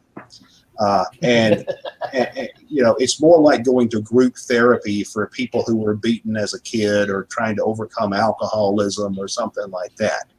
The phrase that you mentioned there, though, is a thought-terminating cliche. Isn't that what you would call that, right? I mean, it doesn't really have any inherent truth within that statement. It's just a nice little thing that's a kind of a recruiting statement more than anything, right? I mean, it's yeah. I noticed this very on in dealing with left-wing groups years ago, decades ago even, and it's gotten more extreme over time as well. And that is that you go and you sit in on a group of people, and supposedly they're there to oppose, say, a company that's polluting the environment. Okay, let's just say that's the issue. And they can't just focus on opposing this instance of pollution that they're supposedly opposed to. Everybody there has got to express their own they got to express their own personal identity through this. Civil disobedience is a good example. Civil disobedience is a legitimate tactic for actually achieving things. It was obviously popularized by people like Gandhi and Martin Luther King and all that. So I'm not opposed to civil disobedience. But there's also ritualistic civil disobedience that's practiced in a way that's just a form of personal expression. It has no external purpose. It's just an individual saying, well, I don't like this, and this is me. I've actually known people who would practice civil disobedience, like actually go sit down in the street, block traffic or something for that purpose, and I would think, well, okay, but what's the purpose of this? What are you going to achieve by doing this? Are you going to generate publicity for your issue? Or are you going to actually stop people from doing the things you don't want them to do? They'll get likes and shares. Yeah, right. Or not even that. It's not even the fact that anybody else sees it. The fact that somebody else sees it is only incidental. It's more just it's like painting a picture. I created this work of art. It's I think that's a real that's a psychological issue that I think a lot of activist circles have problems with. And I've seen that on the right too, by the way. I've seen that on the fringe sectors of the right, where it just seems to be a lot of transgressiveness and acting out for its own sake. It's not just a left that do this, right? The supposedly tradcon types just like reeing at cam girls on Twitter because I don't know, they're sexually frustrated or something like that. Yeah. Well, I actually. I was on another program recently with Derek Jensen from Deep Green Resistance, and we were talking about this. An unfortunate thing about radical or fringe political circles, I think particularly in the United States, and I've seen it in other developed countries, and it probably is an issue in other places too, but I think in the more affluent societies, it's particularly a problem. And that is, fringe political circles just tend to attract a lot of losers. I mean, they attract people... They attract people who are rejects from the wider society, and they're rejects for good reason. The wider society has good reason for rejecting some of these people, because a lot of them are basket cases, and a lot of them are dysfunctional, and a lot of them are sociopaths, or just don't have their shit together. Right, and just resentful and jealous people, right? And then they drift off into fringe circles looking for community or belonging or recognition or validation. I think is a big part of it. And then hoping they're going to get it there, and then it just becomes a lot of acting out and a lot of transgressiveness for its own sake and stuff like that. I think that's a real problem that you find among fringe movements of any kind. I've seen that in all kinds of movements. I've seen that on the right, left, religion, in all of those cases. It seems to be something that attracts these kinds of personalities. And of course, if you're trying to actually do something that's a serious project, it can be a problem. It's. And what these guys need is D&D, right? I mean, that's where these folks belong, is playing some D&D, right? Yeah, exactly, or video games or something. Hey, Keith, if we're talking about possible solutions, and you did mention the ancient Greeks, they used to practice this. Are you familiar with the term sortition? Oh, yeah, definitely. Selection by lot. And some of the virtues of that, it was used in ancient Athens, include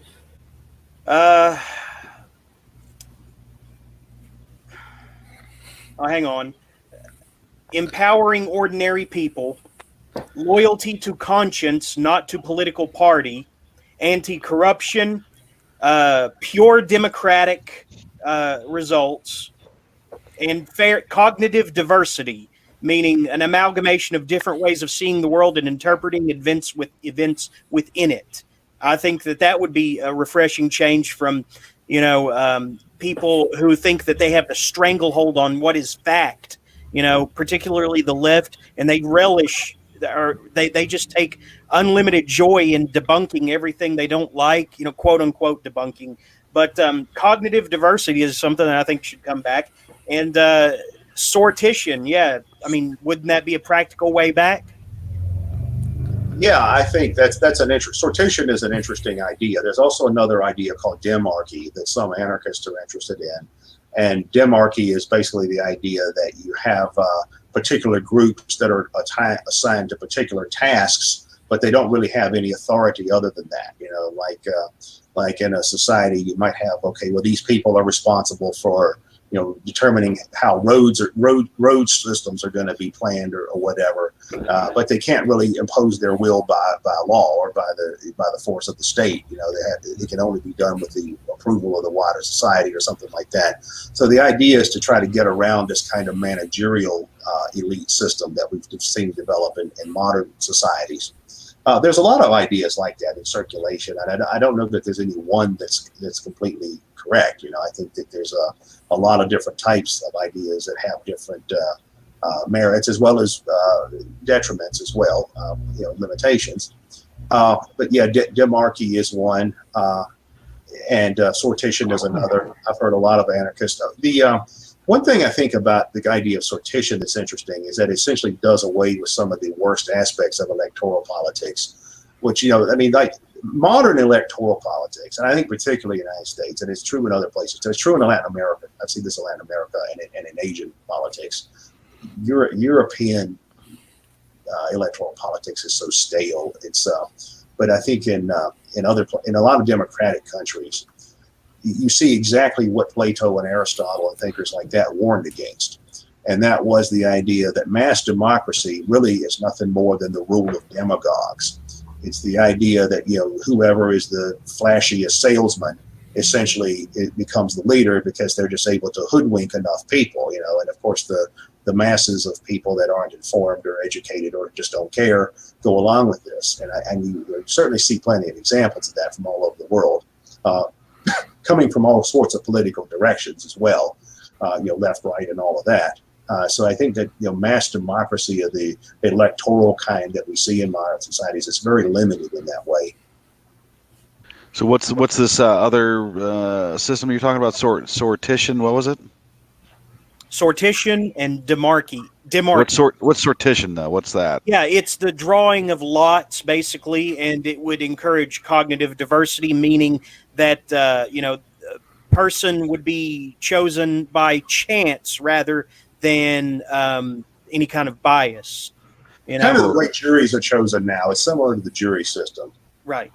And demarchy, now that's a little different. Oh, you're talking about like maybe populating Congress with that type of a system or something, right? Random people, random people chosen as random samples from the population, and Okay. they would do it. They would fill a year in their given position, wherever. Okay. Yeah, I have heard of that. I thought you were like proposing that like president would be chosen by that, right? Which would seem to be kind of crazy. I remember H.L. Mencken like half jokingly proposed that we should just select the president that way, just like put every single name in like a big lottery and just have a blind retard pick out a name, and then that person gets dragged kicking and screaming from their home into the White House for 4 years. Well, there's a famous quote from William F. Buckley where he said he'd rather the government be made of the just a random list of names out of the phone book back when phone books were the thing before we had cell phones, than the actual political class, which William F. Buckley had his limitations as well. But that's I always thought that was an interesting quote. Yeah, that is interesting. I mean, it's an interesting idea. I mean, I can see that being a good idea as a counterbalance to say like the Senate or the House of Lords or something like that. You know what I mean? That would be an interesting like have the lower house be sortition. Yeah. Yeah. So like to bring things to like what's happening currently, it does seem like the current coronavirus crisis would be something of a vindication of the failure of neoliberal globalism, but it does seem like a lot of governments are just digging their heels in and using this as a way to grab more power. What are your thoughts on that? Yeah, it's a really interesting situation. First of all, I don't really buy a lot of the conspiracy theories that I've seen floated about coronavirus from all different kinds of directions. I don't think that the Chinese were trying to develop a bioweapon that got out of control. And I've heard the Chinese and the Iranians and the Russians all claim the Americans developed a bioweapon and unleashed it on the East and things like that.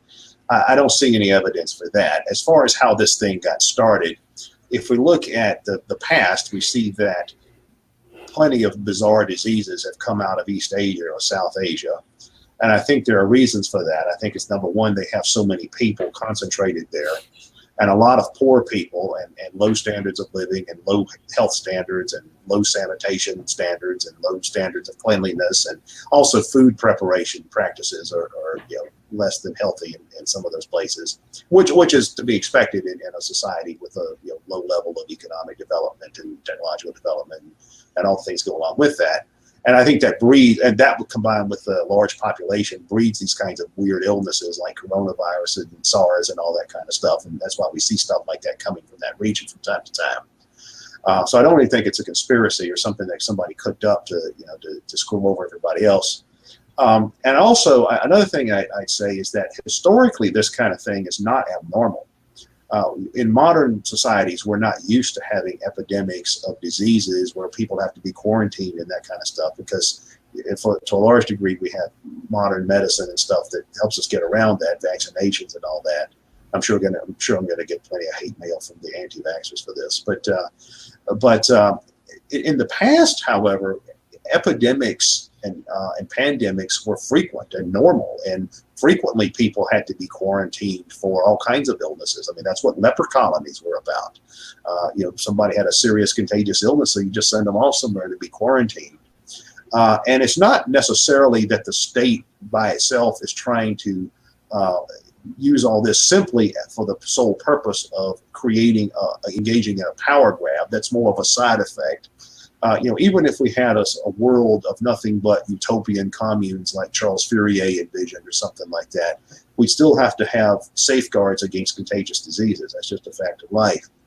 But I do think, though, parallel to that, we have seen exactly what I would expect states and ruling classes to do, in the sense that, yes, states all over the world are using this as a pretext for seizing more powers beyond what they're supposed to have according to their various constitutional systems and all of that kind of stuff. Not that paper protections are that effective anyway, but we see all that happen in the United States in particular with the CARES Act that was passed recently. I call it the Who Cares Act, but that's just simply ruling class looting spree. I mean, that's exactly what that is. It's like 2008 on steroids.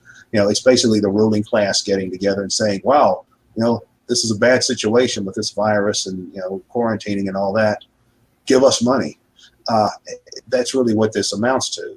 It's a ruling class looting spree, as well as a power grab by the state. And also I've seen evidence that the American government is trying to use this as a pretext for against other societies, like Venezuela and like Iran, places like that. And so all of the things that I would expect the state to do in a situation like this, a global pandemic of a potentially deadly illness, I would expect ruling classes everywhere to go on a looting spree. I would expect the state to go on an overextended power grab. I don't think any of this began as a conspiracy. I think the issue of the coronavirus is serious, just as past epidemics and past societies were serious. I think many of the measures that have been used to try to control this really have not been aggressive enough. For example, I think we all should have started wearing masks much earlier on, face masks, surgical masks. But now that said, whenever there's a crisis, this is what you see happening. September 11th was a good example. I remember when September 11th happened, for a few days after that, everybody's putting up their American flags. I wasn't, but a lot of people were putting up their American flags. And of course, there was a Patriot Act that came right after that. There was a creation of the Department of Homeland Security. And then there's the invasion of multiple countries. And of course, quite a few people were going along with that because, hey, look what they did on September 11th. So that was a massive ruling class, a massive power grab by the state and by the empire. The same thing happened with the Great Recession in 2008. This house of cards economic system they created collapsed, and the power elite stepped in and said, well, by the way, we need $700 billion, and they got it. And now the same thing is happening again. It's another big crisis, and the same process is unfolding. But I do think it's an interesting thing to observe in terms of how in terms of how these things work. This is the way it always happens. Whenever there's a crisis, the state reaches for more power. The ruling class goes looting. Empires try to start extending themselves, and people tend to go along with it. Because I think most people care about security more than anything else, which is not irrational. I mean, people don't want to die of contagious diseases. People don't want to get killed by terrorists and things like that. But you see how easily people are going along with, all these different kinds of power grabs. Like I know a lot of people I know personally who have, just ordinary political views, ordinary Democrat, Republican political views, or none at all. I've had, you were mentioning, well, how do people that I know and interact with in my own personal life, what do they think about politics? Whenever I've voiced criticism of the so-called stimulus package, people will say, well, yeah, but they're just trying to help, doctors and hospitals get more resources. I mean, no, friends, that's not what's happening. All right. It's, how can you be against that? So you don't think that 5G is going to cook our genetic codes or something? No, I mean, whenever, I think a good rule of thumb is that whenever world events happen, the most reasonable explanation is usually the correct explanation. The least far-fetched explanation is always the best. Not always, but usually the best explanation. And that is, if you look at history, we see that, and recent history, we see that all kinds of bizarre exotic diseases have come out of East Asia or South Asia. And I think that's for the reasons I've explained earlier. It's because there's a historical precedent for that. Yes. Yeah. And again, historically, epidemics, pandemics, whatever, of terrible diseases were normal. People were frequently, like I know my grandmother, my maternal grandmother, was born in 1911, and she grew up in the 1910s and 1920s, where if people had tuberculosis or rheumatic fever or scarlet fever or polio or any of that kind of stuff, they had to quarantine them. They had to put them off in a separate room in the house, and sometimes an entire family would be quarantined if there was tuberculosis in the house. I know elderly people that experienced that when they were younger. We're not as familiar with this, because it hasn't been as much of an issue for a few generations. But what we're experiencing now is it's extreme. I mean, it's kind of like the Spanish flu of 1918. But it's not that abnormal by historical standards. Right. It's just been, you're right. It's not. And I think that, it is being used as a excuse to do a power grab, right, for many different nations, right? And what I think is interesting about these acts that are they come up with after these major tragedies or to deal with these major crises is that they'll name it the Patriot Act and the CARES Act. You can't argue against a Patriot Act or a CARES Act. I mean, you're a monster, right? The puppies and kittens and fluffy happy rainbows act. Right. Well, one thing that I find interesting is that up through the end of World War II and the beginning of the Cold War, the Defense Department was called the War Department. What we now call the Secretary of Defense was always called the Secretary of War. Going back to George Washington's time up through World War II, the Secretary of Defense was the Secretary of War. Then in 1947, when the CIA and the National Security Council are created, all of a sudden the Defense Department, the War Department becomes the Defense Department. Right. Because by definition, our state cannot engage in any kind of war that's not defensive, because we just don't do offensive war, No. You gotta have euphemistic titles, yeah. And as you were saying, with the Patriot Act, well, we're going to repeal the Bill of Rights and call it the Patriot Act, or we're going to go on a massive corporate looting spree and call it the CARES Act. And again, people go along with this and are completely oblivious to what's really happening, and not just Americans, but people all over the place.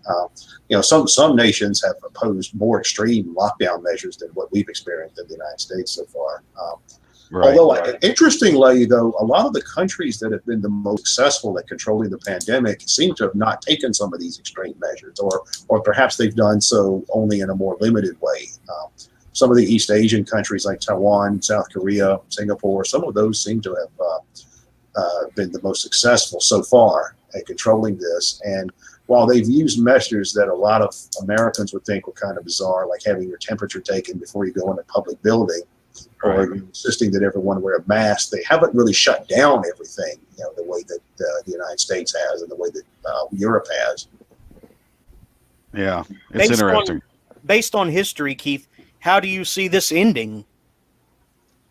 You mean the pandemic and then all the things that have gone along with it, like the Yes, I think it's a bit of a hysteria personally. But well, I do too. I do too. For one thing, I'm actually skeptical of some of the claims that are being made about this. You know, not that it was a bioweapon that went crazy or something, but as far as the actual death rates and things like that, yes, what it reminds me of is what happened in the 1980s with AIDS and HIV, and I'm from that generation, so I remember all that well. I remember when AIDS and HIV first came along, that people were saying it was going to be like the bubonic plague, that a huge proportion of humanity was going to die of this, and there was hysteria over that because back then some people thought you could get AIDS from toilet seats and from meat, like blood and meat that had been handled by someone with HIV, or from kissing and stuff like that. So there was this idea that there was going to be this massive worldwide epidemic of AIDS, and people were going to die just like en masse, like the bubonic plague. Of course, that didn't happen. The actual per capita rate of HIV infection in the United States has been the same since the 80s. But that's what people were saying. And one thing, though, that happened was that, and this was particularly true in developing countries or underdeveloped countries like in Africa, is that when someone was diagnosed as having AIDS, it got to where they wouldn't even test them for HIV. What they would do is they had this long list of AIDS-defining diseases. Well, okay, if somebody has this disease, that means they're have a weakened immune system. That means they have AIDS. In fact, they still have that. They still have about 22 diseases that are considered AIDS-defining diseases. But they kept creating this longer and longer list of AIDS-defining diseases. And in places like Africa, where the healthcare resources are limited, they wouldn't even test people for HIV. Somebody would come into a clinic with wasting disease or something and say, okay, yep, you're skinny, underweight, you've got HIV, you've got AIDS. And they were even doing that in places like the United States, like in among the gay communities that were devastated by AIDS. They would do that in places like San Francisco. A gay guy goes into with a stereotypical gay appearance or mannerisms or something, would go into a doctor's office. Okay, he's got a cough, he's got pneumonia. Okay, he's got AIDS. So they were diagnosing people with AIDS without even having tests. And they were also having situations where they would give people multiple HIV tests and get different results. You would get a positive, then you give them another test to get a negative, and then you get another positive. So you would get false positives, and you would get inconsistent testing results. And then, of course, but if the person had a symptom of something that was considered an AIDS-defining illness, that's what they would say, okay, this person has AIDS. Another thing they were doing, this is more controversial, but one thing they used to do for AIDS patients back then is they would give them a drug called AZT. And AZT was originally developed back in the 1950s or 60s as a chemotherapy for cancer patients. And it was determined that it was so toxic for cancer patients that they quit using it. But then they started giving this to AIDS patients. They gave something that was too toxic to be used as chemotherapy for cancer patients to people with suppressed immune systems. Right. And there are some medical professionals, it's a controversial thesis, but there are some medical professionals that claim that a lot of the deaths from AIDS in the wave of deaths from AIDS in the late 80s and early 90s was actually deaths from AZT. They were literally poisoned by their doctors. Right. And I think a case can be made for that. There's powerful evidence for that. Now there's other people who say that HIV doesn't really cause AIDS, that it's harmless, and that the real cause of AIDS was substance abuse and repeated venereal diseases. That Peter B. the Duisberg thesis. I think that's more controversial and a lot more difficult to substantiate. But I do think some of these other ideas there's some validity to. But I see this happening again with coronavirus. Interestingly, Dr. Anthony Fauci has been at the center of both.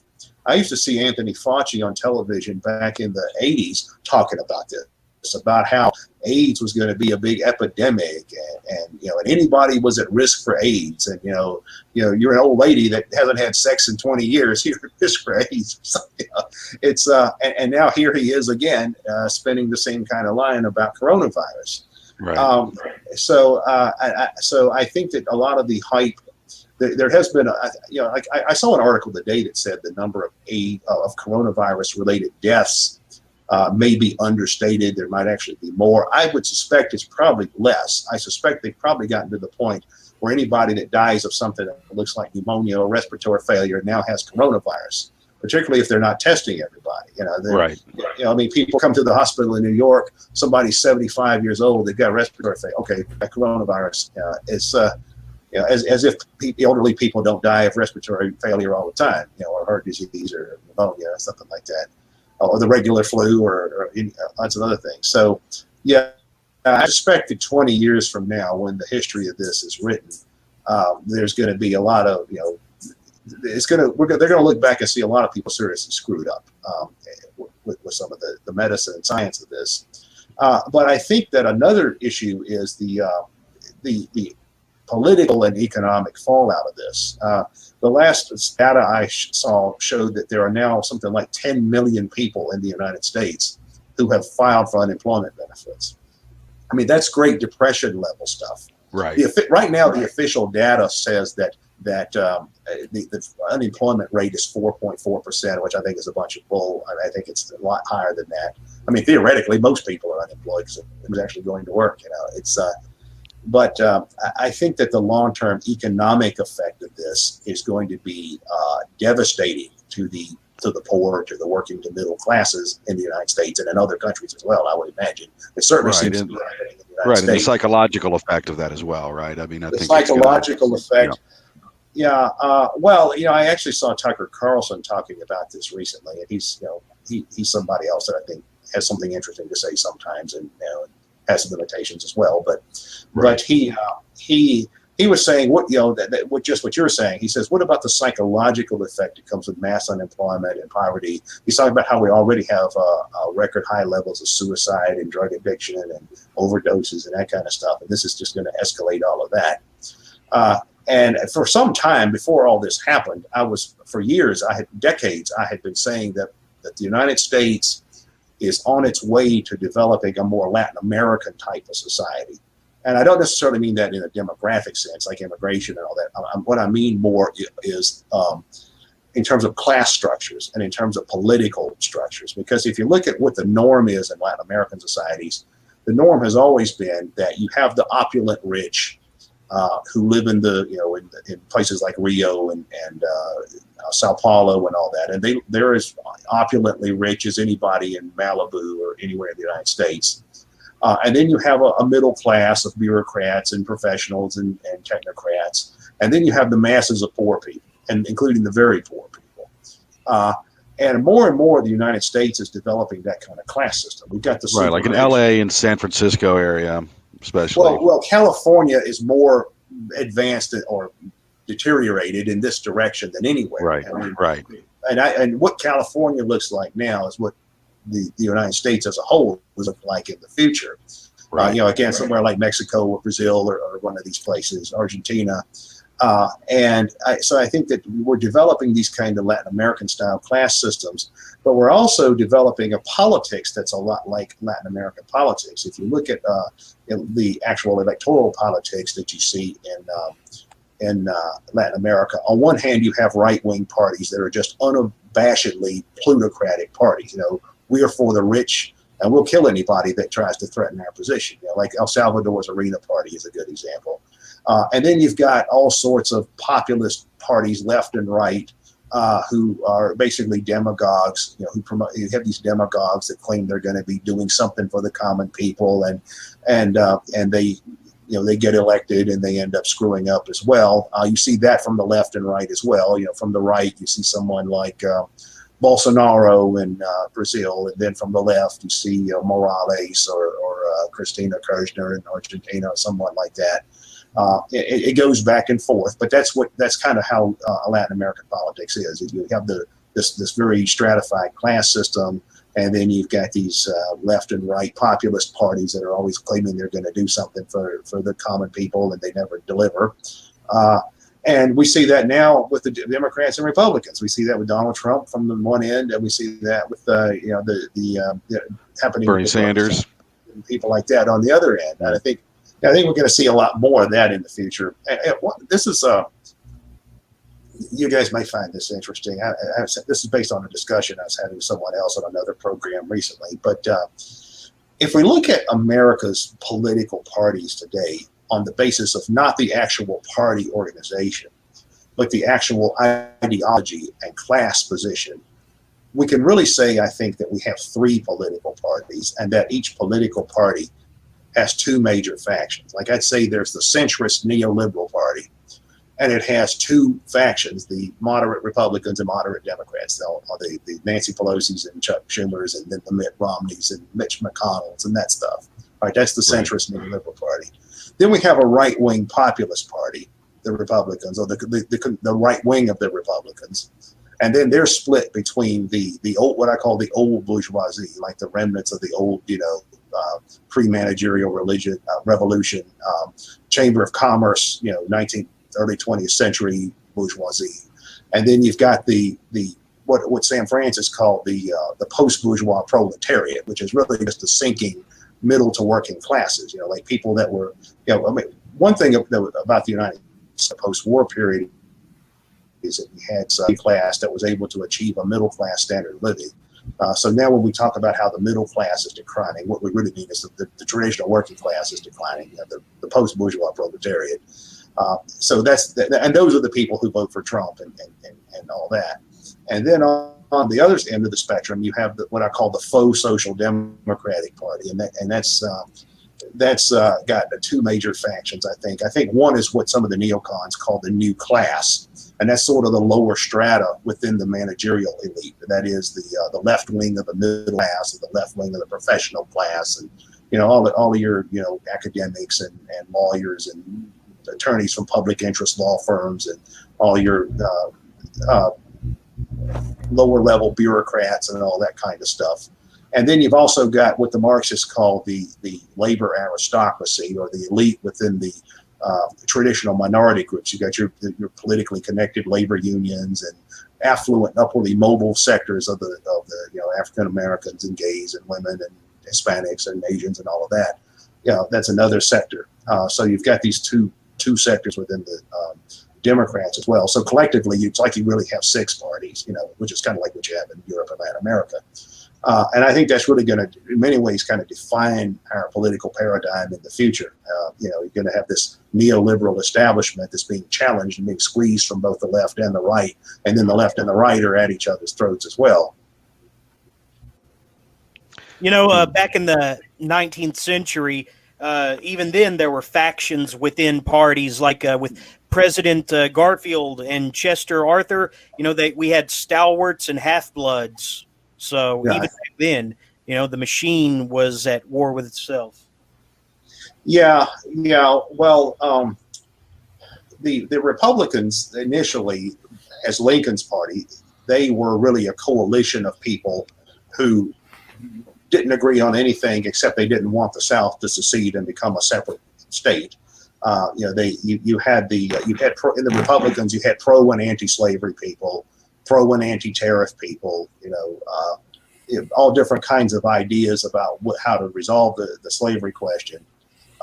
But the one thing they agreed on is they didn't want to break up the United States into two nations. And that's how you got the Republican Party in the pre-Civil War period, that Lincoln's party. And you also had that among the Democrats. You could theoretically argue that between the 1860s and the 1960s, the Republicans in many ways were to the left of the Democrats, because the Republicans were often more liberal on civil rights, for example, on race issues than the Democrats. With the Democrats, starting at least in the late 19th, early 20th century, what they were a coalition of Northern progressives. Like during the Progressive era, the Democrats became this coalition of Northern progressives and Southern agrarian racialists, segregationists.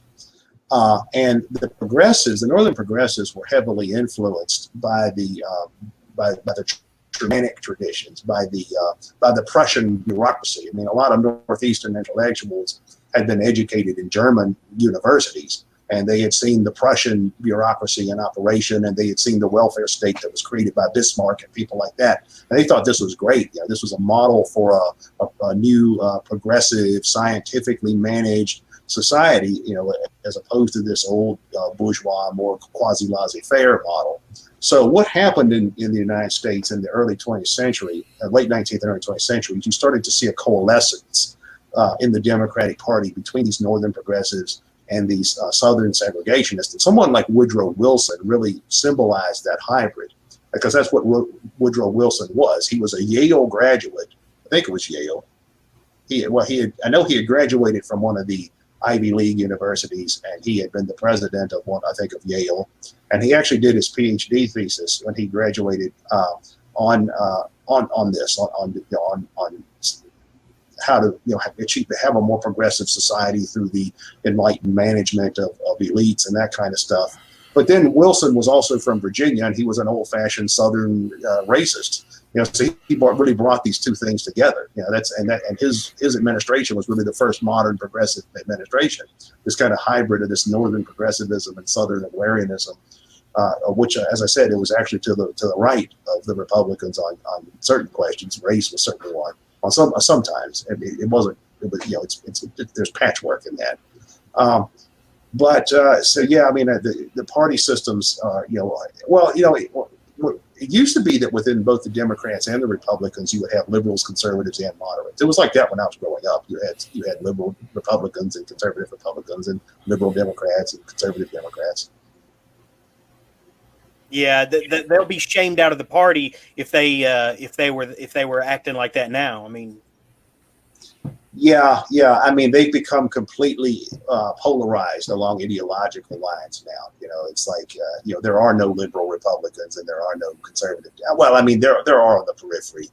I mean, I don't find electoral politics to be particularly consequential or even interesting, except just as an entertainment spectacle. I mean, I think it's interesting. I mean, the people boo and cheer even like it's a wrestling match, just like you're expected to, Yeah, they do.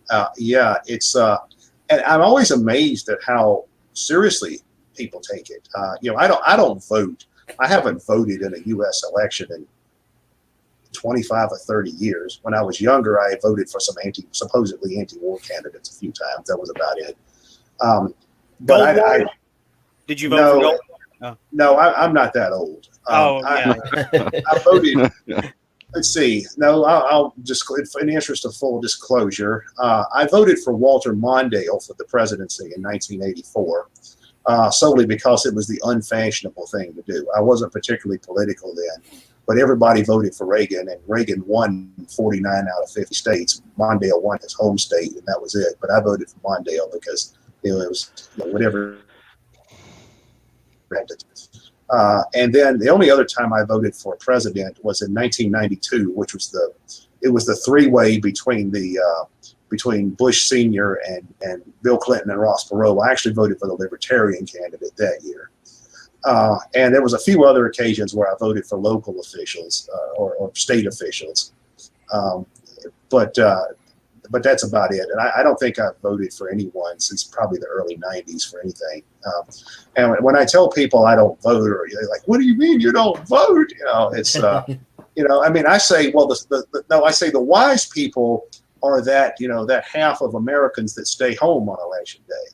It's like in the Clinton-Trump election, I think something like 44% or 46% of eligible voters didn't vote, and then there was about another 4% that voted for minor parties and stuff like that. So I was like, those are the people that are enlightened. It's the people who don't show up on election day that are enlightened, because they either just don't care, which is a reasonable position to take, or they just see it as a bunch of bullshit and they don't take it seriously. And that's the accurate perception. It's the ones who really believe in this stuff that really have all the problems. So I have a question for you, and this is somewhat off topic, right? But it's in the larger milieu of, I don't know, geopolitics or whatever, right? But so, the conflict that was ongoing in Syria for years, right? Or it's still ongoing, right? I mean, is it your opinion, and it seems to be the case, that right, what that's really about is natural resources, right? Like a gas pipeline or something, natural gas pipeline. Is that your understanding of why anybody cares about it? Well, I think there's several reasons for that war. For the position that the Western Axis is taking in the war.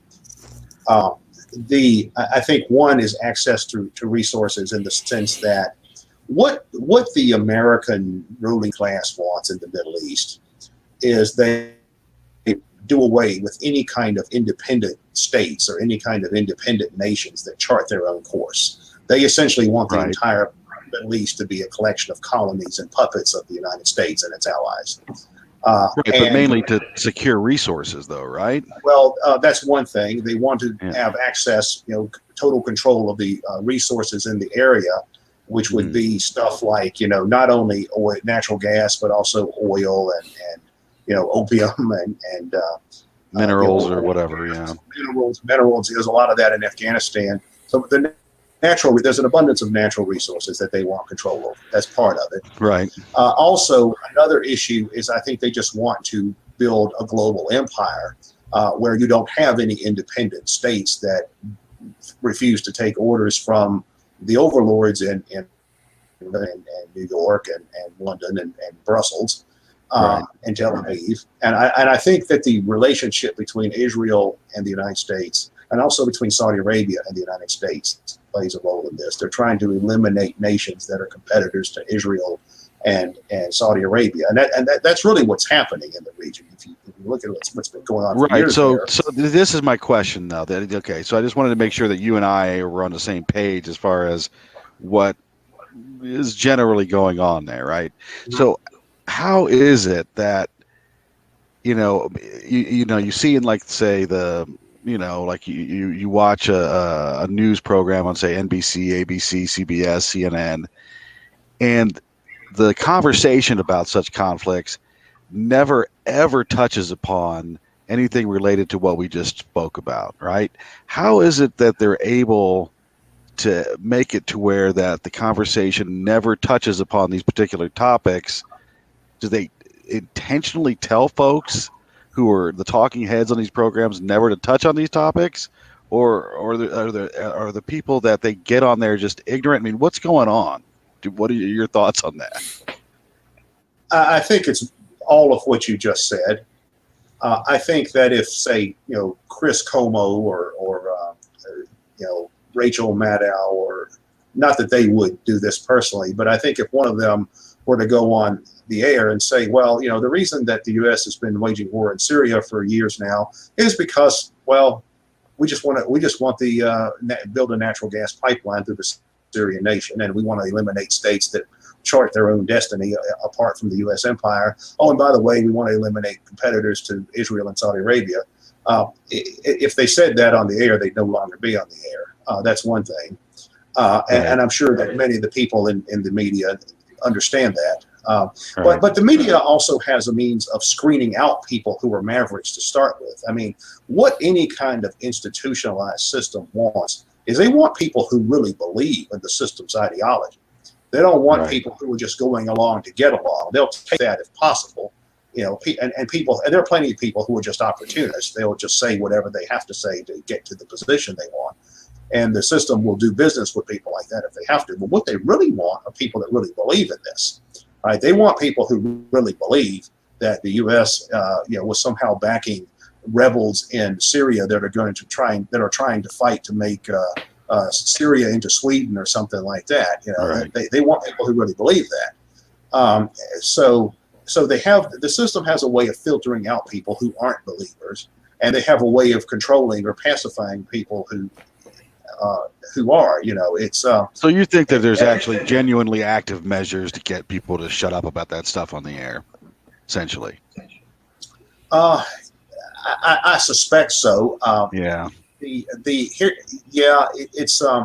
All right. Here's an example of all the people in the mainstream media, and by mainstream I mean everything from MSNBC on the liberal end to Fox, corporate owned conservative media. Yeah.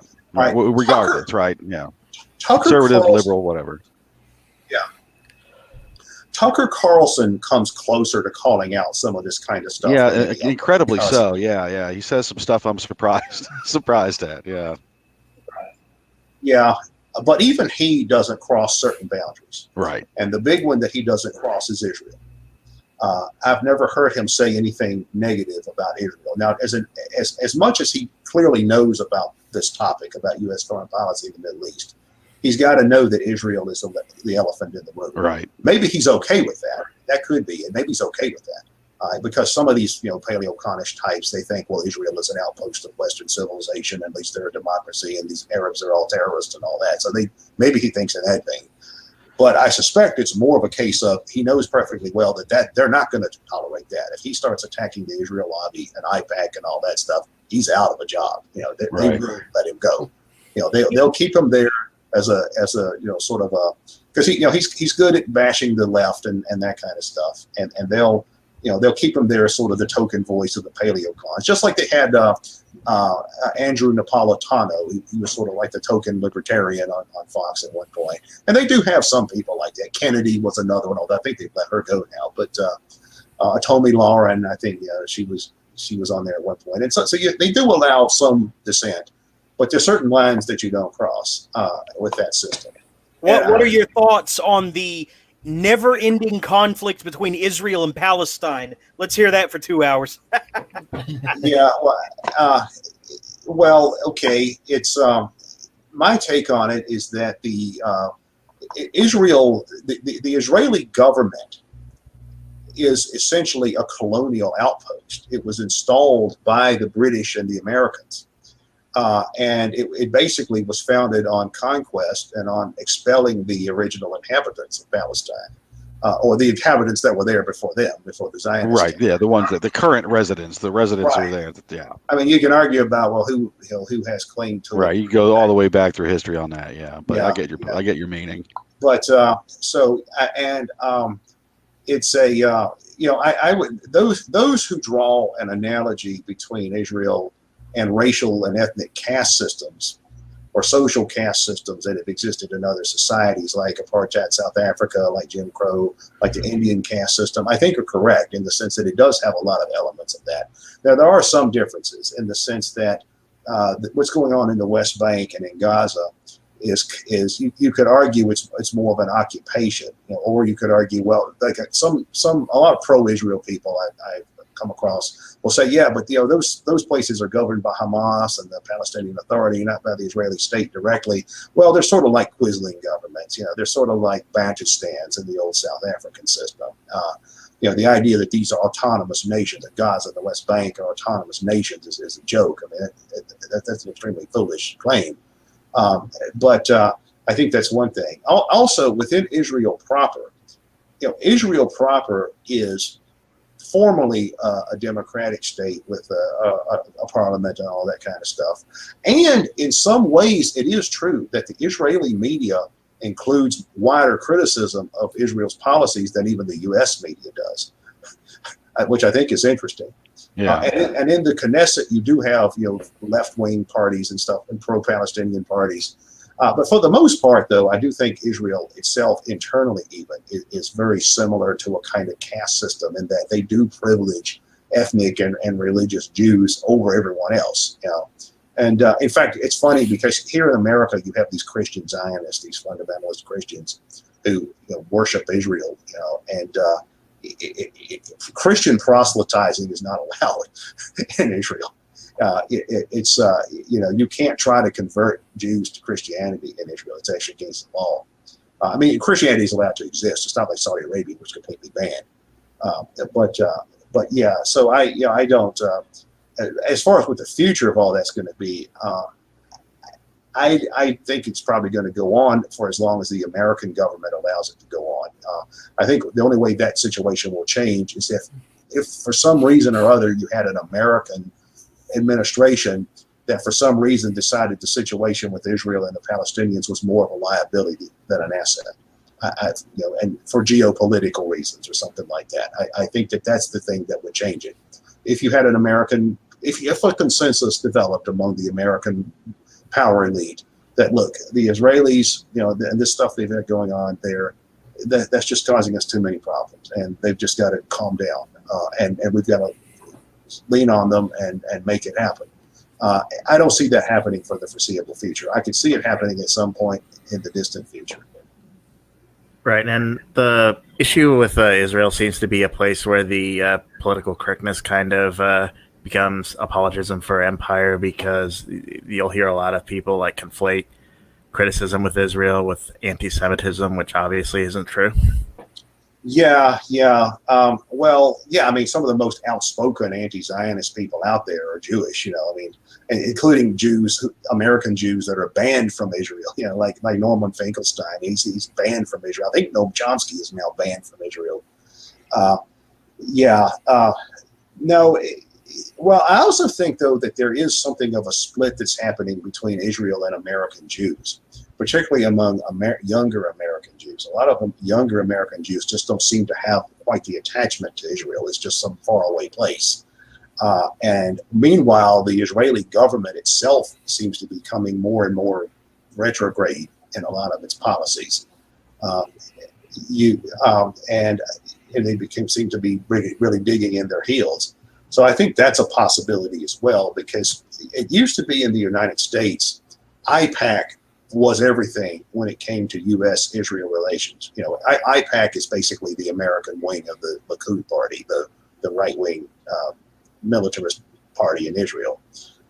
They're very closely connected to AIPAC. But now you've actually seen a split where there's a more centrist Israel group in Israel-connected group called J Street, which is a Soros-backed group, which is basically like Israel's Labor Party, which is sort of more centrist.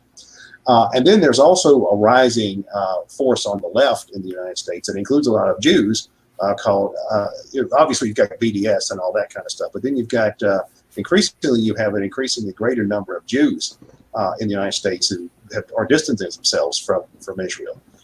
So I think that that's a possibility as well in the future too. You'll see a big split between, you'll see a wider gap between American Jews and Israel. And you think the Kurds will ever have their own place? Well, not in the foreseeable future. Yeah. If they do, it's certainly not because they got any help from the Americans. The Kurds were very foolish to align themselves with the United States during the Syrian civil war. They're a much better strategy. I don't know that this would have worked, but a much better strategy would be to give their loyalty to the axis of resistance in exchange for possibly the creation of some kind of homeland. Because you have to remember the Kurdish territory extends through 4 countries. It extends through Turkey, Syria, Iran, and Iraq. And so you have Kurds in all of these places. And for them to ever get any kind of homeland of their own, it would probably all of those countries would have to agree to carve out a certain amount of some territory for them somehow, some kind of contingent territory. And I think that the Turks are probably in the long run going to be the ones that are the most resistant to that. I think that's fairly obvious. And because the Turks and the Americans are so closely aligned with each other, the United States, the United States doesn't want that. The United States doesn't want there to be a Kurdish homeland. It's interesting how the Americans have repeatedly, really sort of taken the Kurds to the cleaners. They aligned themselves with the Kurds during the war with Saddam Hussein, and then turned on them. And then they did the same thing in the Syrian civil war. So hopefully the Kurds will avoid that in the future. Right. I mean, the Rojava was like pretty much Kurdish, if I recall correctly. Yeah, it was. Yeah, and they were like immediately knifed in the back by the United States the first chance they got. And I had that conversation with a lot of anarchists and other leftists in the United States, who actually, it was interesting because when that was going on, you had some anarchists in the United States who actually started taking a pro-U.S. position on Syria. Even people who should have known better, like Noam Chomsky. And to people that had that view, I was saying there is no way that the United States will allow a quasi-anarcho-communist Kurdish enclave to survive. That they will not allow that, particularly not when it's right next door to Turkey. And sure enough, we see what happened. So, to somewhat change the topic, you did also release a book called Thinkers Against Modernity, where you look at thinkers like Ernest Junger, Friedrich Nietzsche, Aleister Crowley, and J.K. Chesterton. Can you tell us a little bit about that? Yeah, the way that came about was as someone who is very critical of the existing order of things, that is, the kinds of states and ruling classes that we have, I'm always interested in what critics of all that have to say from all across the spectrum, political and cultural spectrum. And at one point, I started coming across some of these people from past times that were largely on the political right, but who were very critical of modern systems of, liberalism, capitalism, mass democracy, globalization, and all the precedents for that. Like some of the figures you mentioned, I think I profiled about 9 or 10 people in that book. It's basically just a collection of biographical essays. It includes the ones you mentioned. I think it has Julius Evola in it, and I believe Carl Schmitt and some others like that. Aleister Crowley, I think, is in it actually. But one thing that I was interested in exploring is, what did the people who were on the losing side of history have to say? I think that that's always an interesting question. Like when we go back and we look at all the many different kinds of controversies and things people have fought over in the past, what did the people who ended up being on the losing side have to say? And in this particular case, when we see the rise of modernity and the kinds of institutions that are associated with modernity, what were the people who criticized all that about? People who warned against that, people who criticized it as it was happening, people who still criticize it. What did they believe? Why? What did the counter-revolutionaries have to say? What did the old-fashioned reactionaries have to say? What did the monarchists have to say about mass democracy as it was being introduced?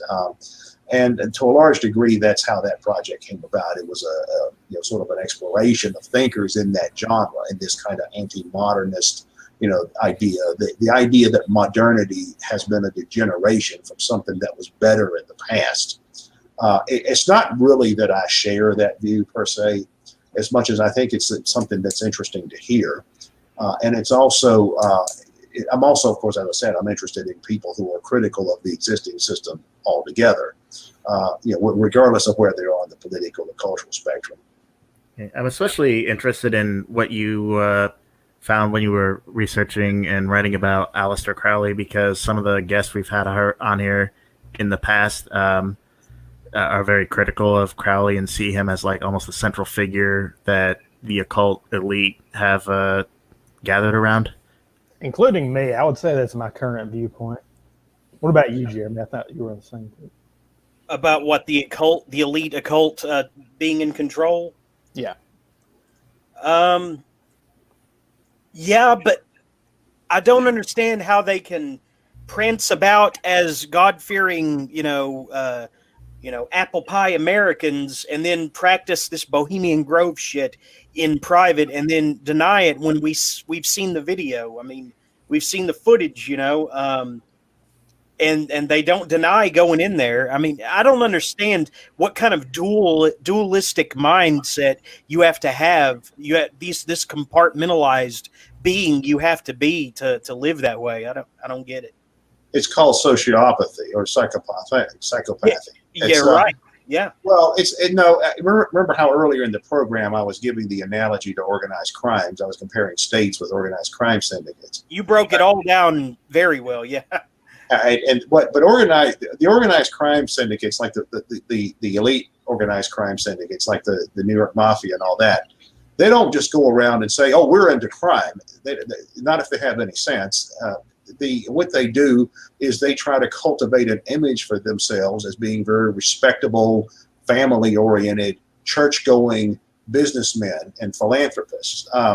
Now you have the occasional maverick figure like John Gotti from the '80s, who more or less flaunted that he was the head leader of the mafia, and we see where that got him. But somebody that's part of the organized crime culture, and this is true outside the United States as well. Somebody that's part of the organized crime culture that really is serious about it wants to have an outward public image of respectability. An interesting example is the case of the Iceman. Are you familiar with him, Richard Kuklinski? Yeah. Yeah. Okay. Well, he was for those people, listeners, who don't know who he was a contract killer for the mafia. He worked for a lot of the New York crime families and killed a lot of people. He was a hitman. And they called him the Iceman because what he would do is, in order to disguise the time of death of a body, he'd freeze the body because then it was more difficult for the coroner to determine when someone had actually died. So it was part of his covering his tracks. But for years, Kuklinski was a top hitman for the New York Mafia. But in his personal life, he didn't go around and say, "Oh, I'm a hitman for the Mafia." He lived in a very respectable suburban upper middle class neighborhood in New Jersey. He was married. He had multiple children. He went to the Catholic Church every week. He was an usher at church, the guy who helps you to your seat in church. He would throw barbecues for the neighbors in his community. He was a good neighbor who would help everybody over for a backyard barbecue. That's how he presented himself in his personal life. If somebody asked him what he did for a living, he was a businessman. He surrounded himself with a respectable lifestyle. He surrounded himself with this respectable bourgeois, suburban, family-oriented, church-oriented, business-oriented lifestyle. That's who he was outwardly. Privately, he was a guy that would, blow people's heads off with the .357 Magnum. But the ruling class, power elite proper, many of them are the same kinds of people.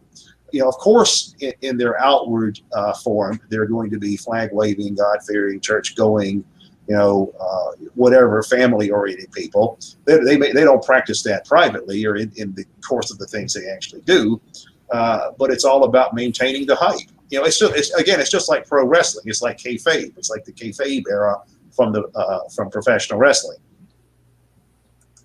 Yeah, but I mean, to live. So what is it that? Good. I mean, is it just a matter of just being ruled by psychopaths? Is that what you're getting at, Yes, Jeremy? Yes, exactly. Yeah. I mean, now we're getting into the field of psychology here and the relationship between psychology and social science and social psychology and all of that.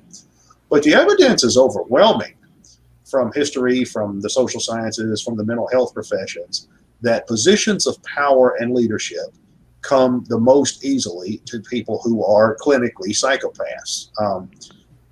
And because a lot of people don't understand the difference between a sociopath and a psychopath. But a sociopath is somebody that's antisocial, but they can be low functioning. Like somebody who's a clinical sociopath, frequently, if you look at their life history, they've had trouble keeping a job. They have multiple failed relationships. They've had substance abuse problems. They've been in and out of jail. That's a sociopath, right? A psychopath can be very high functioning. They can be CEO of a corporation. They can be head of a high-ranking military officer. They can be pastor of a big church. They can be, chairman of a Republican National Committee, a Democratic National Committee. They can be all that. They can be president of the United States. And they're like everybody else. Psychopath is like everybody else, except there's one thing missing, and that's a conscience. They don't have that. Everything else is the same. As to what a psychopath's mind is like, here's an example that I think it might help. Let's say you come up on the scene of a terrible accident. A terrible accident has happened out on the freeway. Cars are piled up. Cars are caught on fire. People have been killed. There's injured people laying out on the street. There's burned bodies and the remains of the car. Well, most people that come up on a scene like that, they're either going to feel horror, or they're going to feel shock, or they're going to feel fear, or they're going to be sad and depressed. A psychopath that comes up on a scene like that is going to be curious about the situation, but they're not going to necessarily feel any of the emotions that I just described. What they're going to feel more is a sense of excitement, a sense of adventure, and that's about it. Now they may linger around and check out what's going on. If there's no personal threats to themselves, they may even help out. They may help load somebody on a stretcher or something, but they don't have any perception of the horror of the situation. They don't experience fear very easily. And that's the psychopath's mind. Now, people like that tend to gain power very, very easily within organizations. For one thing, they're ruthless enough that they'll do whatever they have to do to get to where they want to be. They'll stab anybody in the back. They have no sense of loyalty to anyone or anything. They don't care who they hurt in the process. And it's also something that they crave on an egoistic sense. People like this tend to be very egotistical, extremely so. So that's why the leadership of most institutions in most parts of the world, most of the time, are psychopaths, are people who are clinical psychopaths. Yeah, why are those people so prone to, acquire power instead of, a well-balanced individual who puts their mind to it, applies themselves, and why is that? It's natural aptitude, right?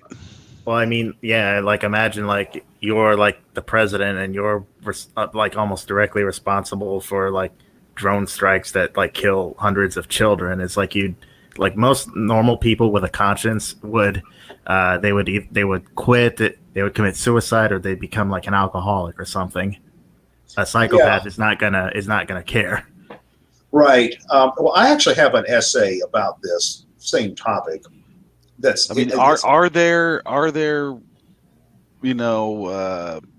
so if the general consensus or general idea is that likelihood your ruler is going to be a psychopath, so they can make these decisions that you're talking about without going insane or whatever, is that the idea that's almost always true, or are there genuinely folks who were a ruler of Rome who was not a psychopath, right? Like, there are emperors who were not psychopaths?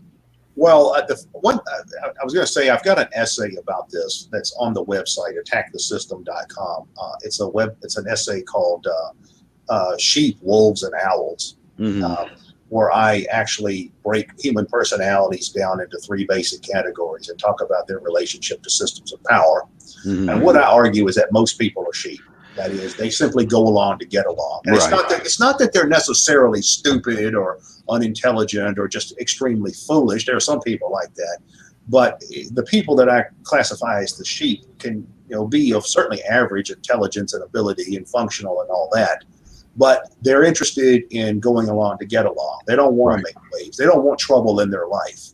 Right. They defer to authority because they figure, well, the experts must know, and they've never really even thought about it beyond that. That's most people. Right. You have a relatively small number of people that I call the wolves. These are psychopaths and psychophants and other character personality traits that are more aggressive and predatory. And there's various levels of this. I mean, there's people that want to kill people for fun, and then there's people that are just unscrupulous opportunists. Right. But these are the people that, on average, are more likely to achieve positions of authority and leadership. Are there exceptions to that? Yes, of course. All right. But I also think a lot of people who are in positions of leadership have internalized the values of the system they're a part of as well. You see a lot of that. And then you have the people that I call owls. And these are people who really are able to get a bird's eye view of how the system works. And it's not necessarily because they're necessarily inherently more virtuous or anything. I think it's more of a case that they're more perceptive. They just see how the system works for real. And usually, if you really know how the system works, you just think, what a bunch of bullshit. You see it as a lot of nonsense that you don't really want to be a part of. I think that, and that's an even smaller minority of people. But when it comes to the character and personality traits and psychological characteristics of people in positions of leadership and authority and rulership and all that, there's a scale there. I think it's if you look at some of the American presidents, for example, and had to consider what kind of personalities they are. I think Donald Trump is the kind of guy who's just a carnival barker. In another time period, he would have been, P.T. Barnum or somebody like that. Not somebody who's an extraordinarily awful person, but just a con artist, basically. Just a self-promoting con artist. Hillary Clinton, I think, is a full-blown psychopath. I mean, she's a clinical diagnosed, would be Yeah, but I mean, if you're categorizing by those three archetypes that you're talking about, I mean, you would have to say Clinton was likely a wolf, right? Yeah, yeah, Where would you slot Trump? yeah. He's not an owl. I'd say he's probably somewhere. He's probably a wolf, but he's not as his teeth aren't as sharp as Hillary's, I think. Have you ever thought that maybe he is an owl, but he's just not like? Yeah, I was actually thinking about that just as you guys started mentioning this. He seems, his lack of seriousness makes me think that he sees more than what he lets on. Yeah, I think a lot of it's a ploy. I think a lot of it's an act. Yeah. Yeah, I believe he does a lot of things we don't, since he's super connected, and he's just kind of playing this role where we're going to think that he's this. Obviously, kind of a stupid person, but I mean, I don't think you could be a stupid person and be in that position. I just don't think that's that's possible. why. Well, it's possible. It's called being born into a rich family. No, I don't think so. Not to that level. I don't think. Yeah, there are plenty of stupid rich people who don't become president. Yeah, I mean, they're not as self-promoting as Trump is. I think that's definitely a big part of it. I do think he probably has this sort of like vague pro-America kind of principle, but for the most part, he's just like an egotistical buffoon.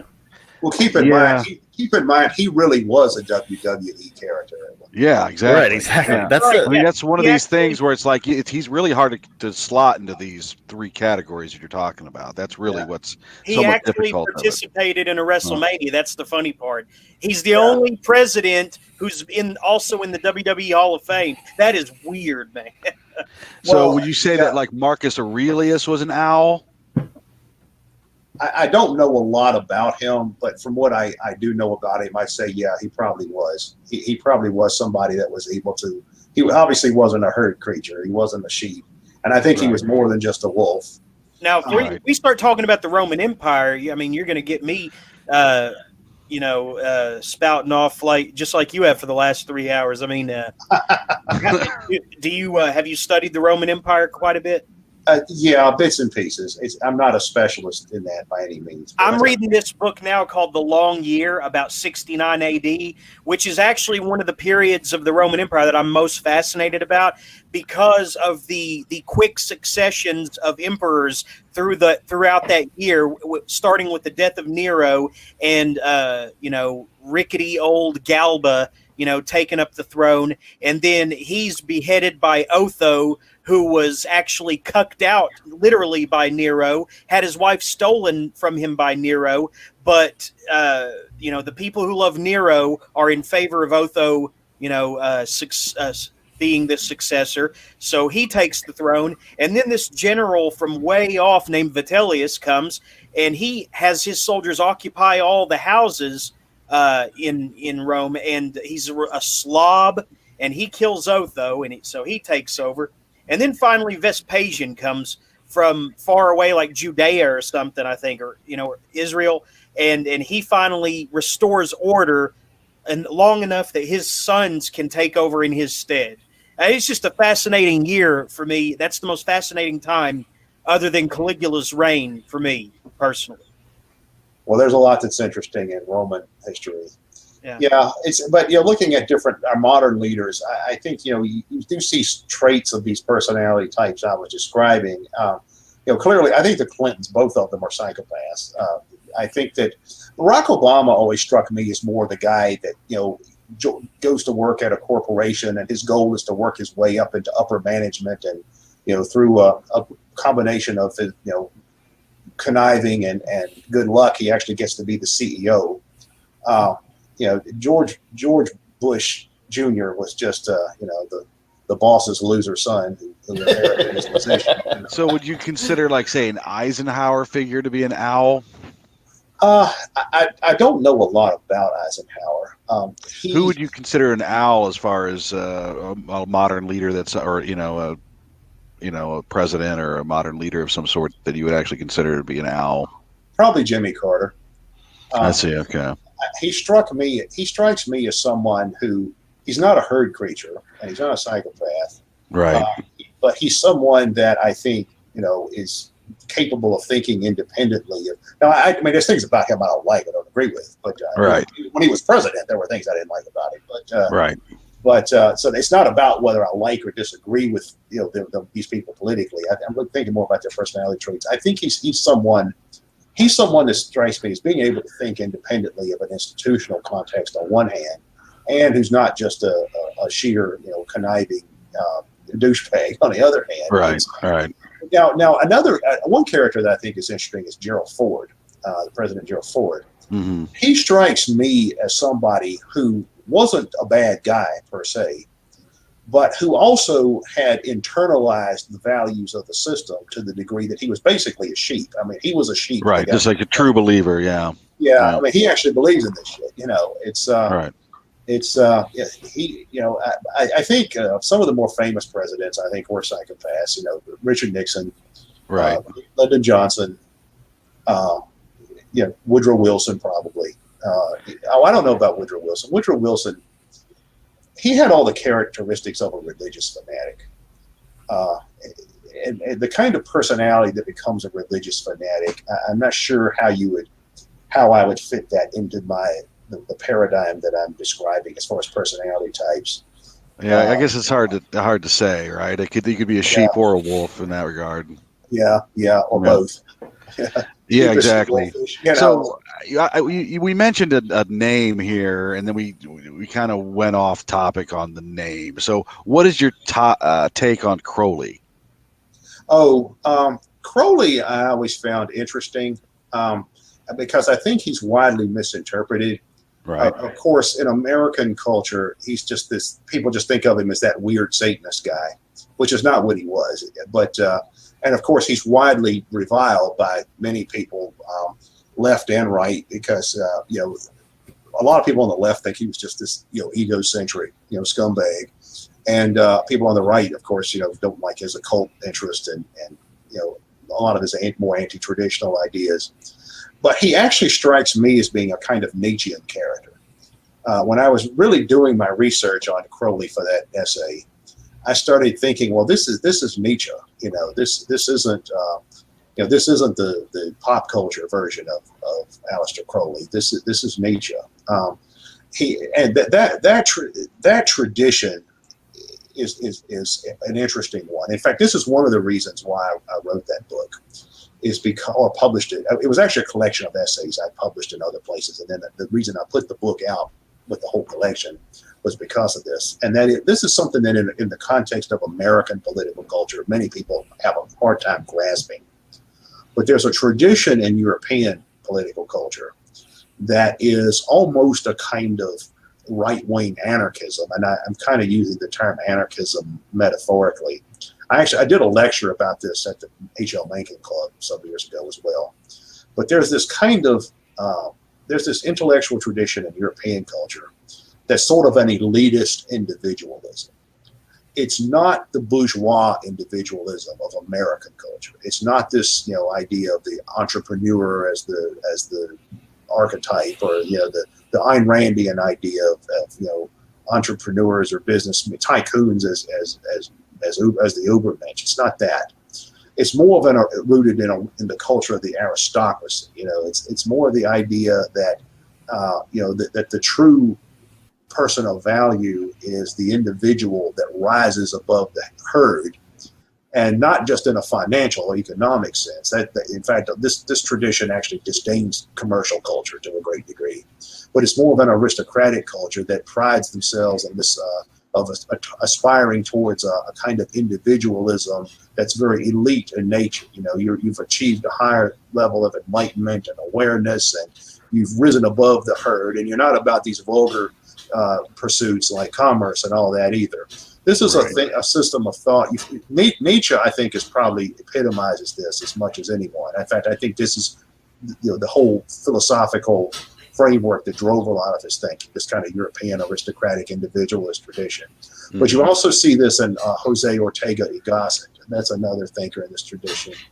Certainly Bertrand the Juvenal is one. Eric von Kuhnert-Ledeen was somewhat in this vein.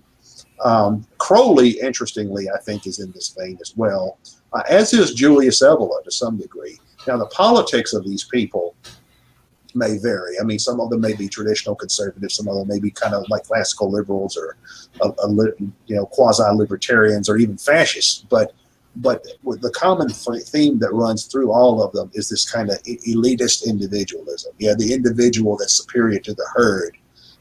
But it's not really a leftist or even liberal libertarian type of individualism, and that's kind of what Crowley seemed to be, based on my interpretation of a lot of his readings and a lot of his ideas. He seems to be that the kind of elitist leader, the elitist Ubermensch.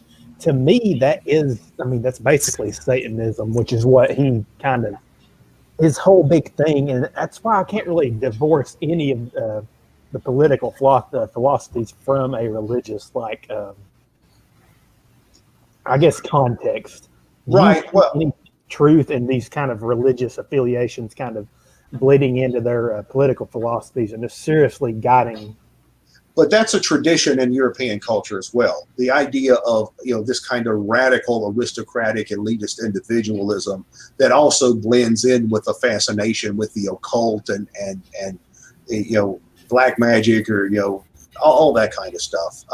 You actually saw tendencies like that came out of the French Revolution. In the French Revolution, it's often thought of as the left versus the right. The egalitarian, liberal socialist left versus the traditional monarchist, clerical, royalist right. But you also had other tendencies that came out of the French Revolution that had this kind of outlook as well, this kind of elitist individualism that often did identify with the occult or with Satan or with Luciferianism, sort of like kind of like a Milton idea, the Milton idea of Milton's Lucifer says, well, it's better to rule in hell than serve in heaven or something like that.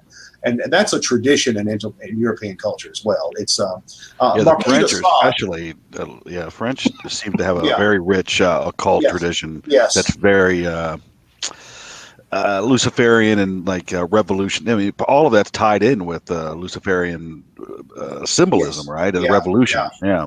In the talk I gave to the Mencken Club a few years ago, I touched on some of this, but this kind of aristocratic elitist individualism you find in French culture to a large degree. Marquis de Sade, for example, was somebody that epitomized this. He was a figure that came out of the French Revolution, and of course he's mostly known for writing dirty books, but his wider philosophy was rooted in this kind of stuff. He was not a proto Marxist or something like that, like some of the French revolutionaries were, but he was sort of again, he was all about this kind of Prometheus unbound, Lucifer unbound idea that you also find.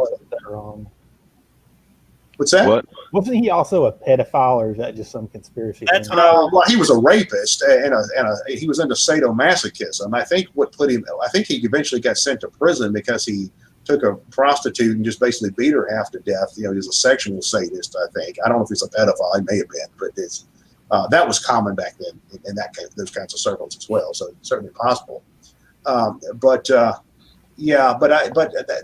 do think that Crowley fits within that kind of tradition. And I think you're actually right about that. I think that a lot of people misinterpret Crowley.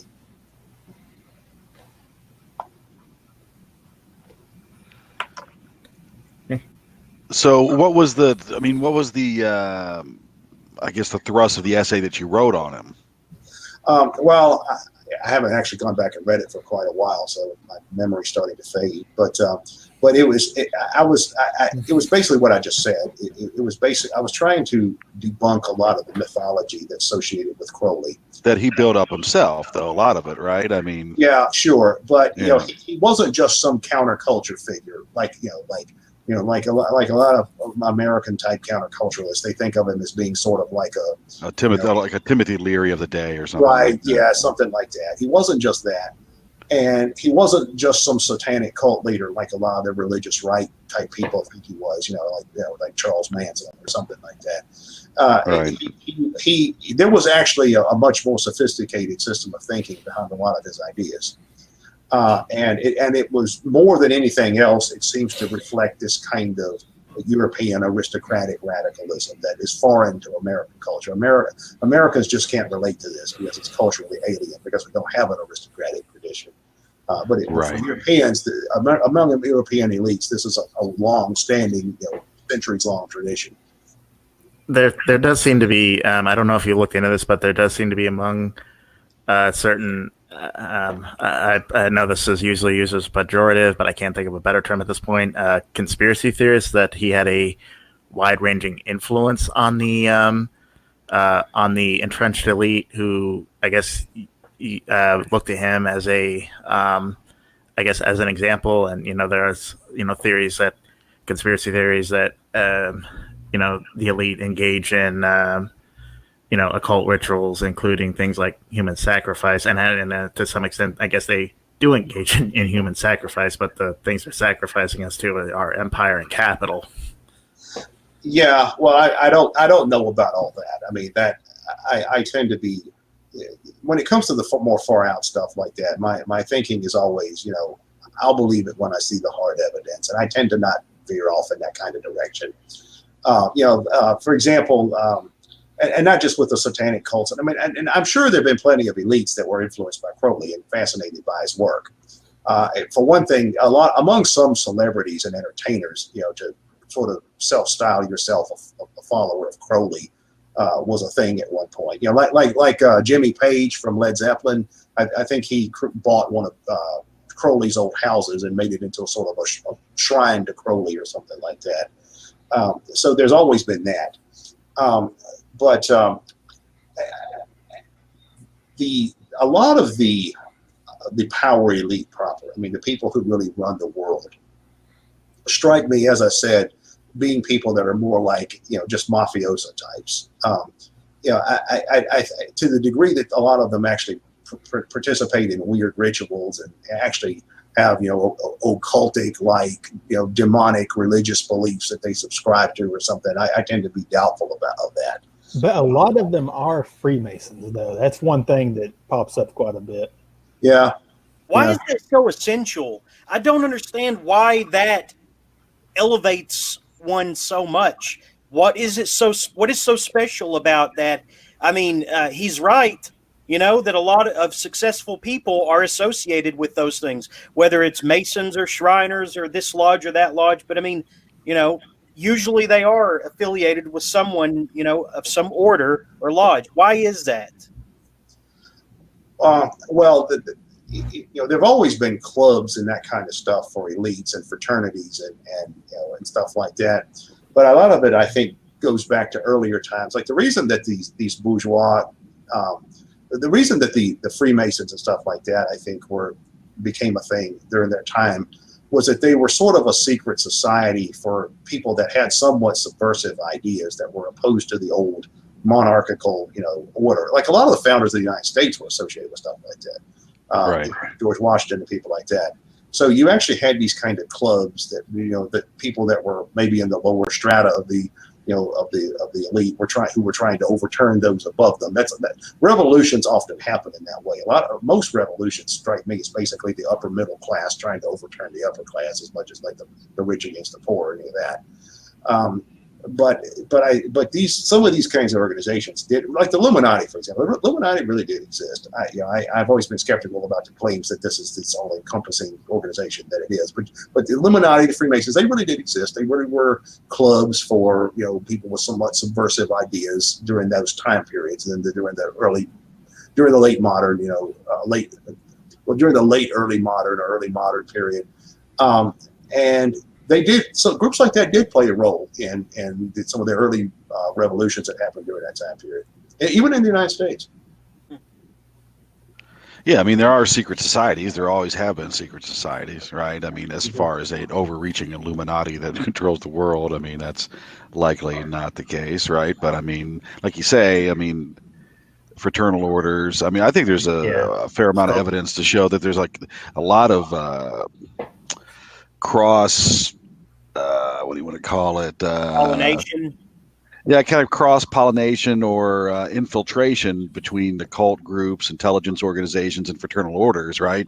I think there's a fair amount of evidence to show that that's the case, which is kind of an interesting, intersection. To get, to bring some social science and political science into this. Yeah, I mean, there's the elite theorists from the 1930s. They were at times called the Machiavellians. James Burnham wrote a book on these people, but the Italian elite theorists like Mosca and Pareto and Michaels and some of those people, they had this theory that they called the circulation of elites, and the idea was that different institutions tend to circulate the same people in and out.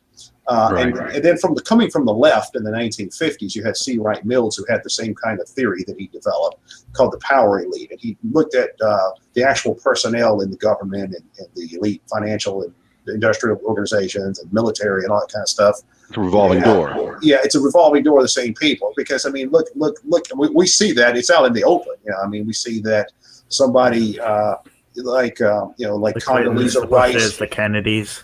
Yeah, like the Kennedys, like Condoleezza Rice was like chancellor of a big university, and then she was Secretary of State, and so you see this kind of circulation of the power elite. Right, like a guy that was the CEO of Raytheon as being like the defense minister, right? Defense department guy, right? Yeah, that kind of stuff. Yeah. So I mean, I think where some of these other ideas go off the rails at times is they make this into such an elaborate, conspiracy that it's It doesn't. It strikes me as too out in the open to be that much of a conspiracy. It just is what it is. It's just the way in which systems of power actually work. I mean, one thinker that I think is really interesting is Anthony Sutton, and he wrote about that a lot. He was big on the Skull and Bones fraternity. But yeah, to me, something like Skull and Bones is just it's just an elite fraternity associated with an elite university, where a lot of people from elite families go, and then they're the ones that end up populating the institutional elites as well. And it doesn't need to be any more sophisticated than that. Right. Because you could always say that, you got, what is it? Was it Kerry versus Bush or what was and they were both Skull and Bones or something to that effect, right? Well, I mean, you could say the same thing. They probably, you could say they both were members of the same golf club, right? I mean, you know what exactly. I mean? Exactly. I don't know. I think that's a kind of crazier one to downplay because both these people got to that kind of prestigious position and were also in the same university and the same fraternity. Like, I can see how you can sort of downplay it. Well, they're all both part of the same ruling class, though, too, right? So, I mean... Yeah, and, like, Harvard and Yale are, like, the most, some of the most prestigious places, so it's not, like, a huge coincidence that both of them would, like, go to... I think Yale is where Skull and Bones is, and then we get into this, like... organization that usually has elite types in it. Well, yeah, a good way to put it is Skull and Bones it seems to be like a shady, secretive organization, the fraternal order. They even got the Skull and Bones, right, to make it seem even creepier. But how much is pulling the strings? Generally, I went to college with a lot of frat guys. There were some sketchy dudes in some of that stuff. I mean, right. I mean, even on the more lower levels. But I think, though, that one thing that's helpful when it comes to perspective is, again, to remove ourselves from situations that we are involved in, which is contemporary societies, and create analogies to how things worked in the past. Like in the past, I was creating an analogy to the Middle Ages. Early in the program, I was talking about the Middle Ages. Or if we look at the Middle Ages. I was going to say, I think one way to put it is like it went from being a literal inbred fuckfest to being a metaphorical one. Right, yeah. Although often with the same results, it seems. It's right. Yeah, with a bunch of retards in power. Yeah, I know. Well, I mean, even now we have our new royal dynasties. We've got the Bush family, we've got the Clinton family, we've got the Kennedy family. And the Trump's working on a new one, right? Yeah, I mean, it seems pretty obvious. I mean, and a lot of the Trumpians now are saying, well, we can't wait until Don Jr. or Ivanka get to be president. It's it's but yeah, I mean, but in the Middle Ages, okay, you had the ruling class as it was then, the royal dynasties, the aristocracy, the church, the warrior class, all the guilds and all that kind of stuff. That was the ruling class. And then the thing is, how did that work? How did the medieval ruling class work? And what is the equivalent of that in today's world? Well, the Masons are an offshoot of the guilds, right? I mean, essentially. Yeah. Well, the bricklayers, yeah. Right. Yeah. So, but that was more of a middle class type of artisan position in that culture. I mean, they were, they were sort of like doctors or something like that, or lawyers. It was sort of not part of the ruling elite proper, but more of the middle class, upper strata class. The bourgeoisie. That's what that came out of. I used to know a lot of lawyers. I used to hang out with a lot of lawyers. I used to go to some parties, private parties held by lawyers. Those are some sketchy dudes too. That's you want to see some degeneracy. It's interesting how so many lawyers don't actually seem to obey that many laws too. You guys, anecdotes. We want anecdotes. Huh? Anecdotes about sketchy lawyers. Yeah, that would be fun. Yeah, any like really funny stories about degenerate lawyers? I don't know. Is this a family program? No. No. We've had porn stars on here. Okay, that's okay. Yeah, well, it's just I've come across quite a few lawyers that basically they got their law degree by dealing code to put themselves through law school. And then these were lawyers that were prominent defense attorneys and prosecutors that were cokeheads and coke dealers and kept harems of prostitutes and all this kind of stuff. It's in fact, I say that lawyers. I've known lawyers that died of a heroin overdose. It's I mean, it's the culture that's built up around lawyers attracts a lot of sketchy people. I'll put it like that. Yeah, one of the more interesting things is I think people here know about the literary brat pack, like Bret Easton Ellis, Jay McInerney, and all that. One of the lesser members of that, Mark Lindquist, actually was a lawyer who went on to be like the, I think it was like the head prosecuting attorney in Seattle or something like that, and was recently kicked out of that position because he went on TV and bragged about railroading someone or something like that. Yeah. Well, I mean, that's almost normal. I mean, it's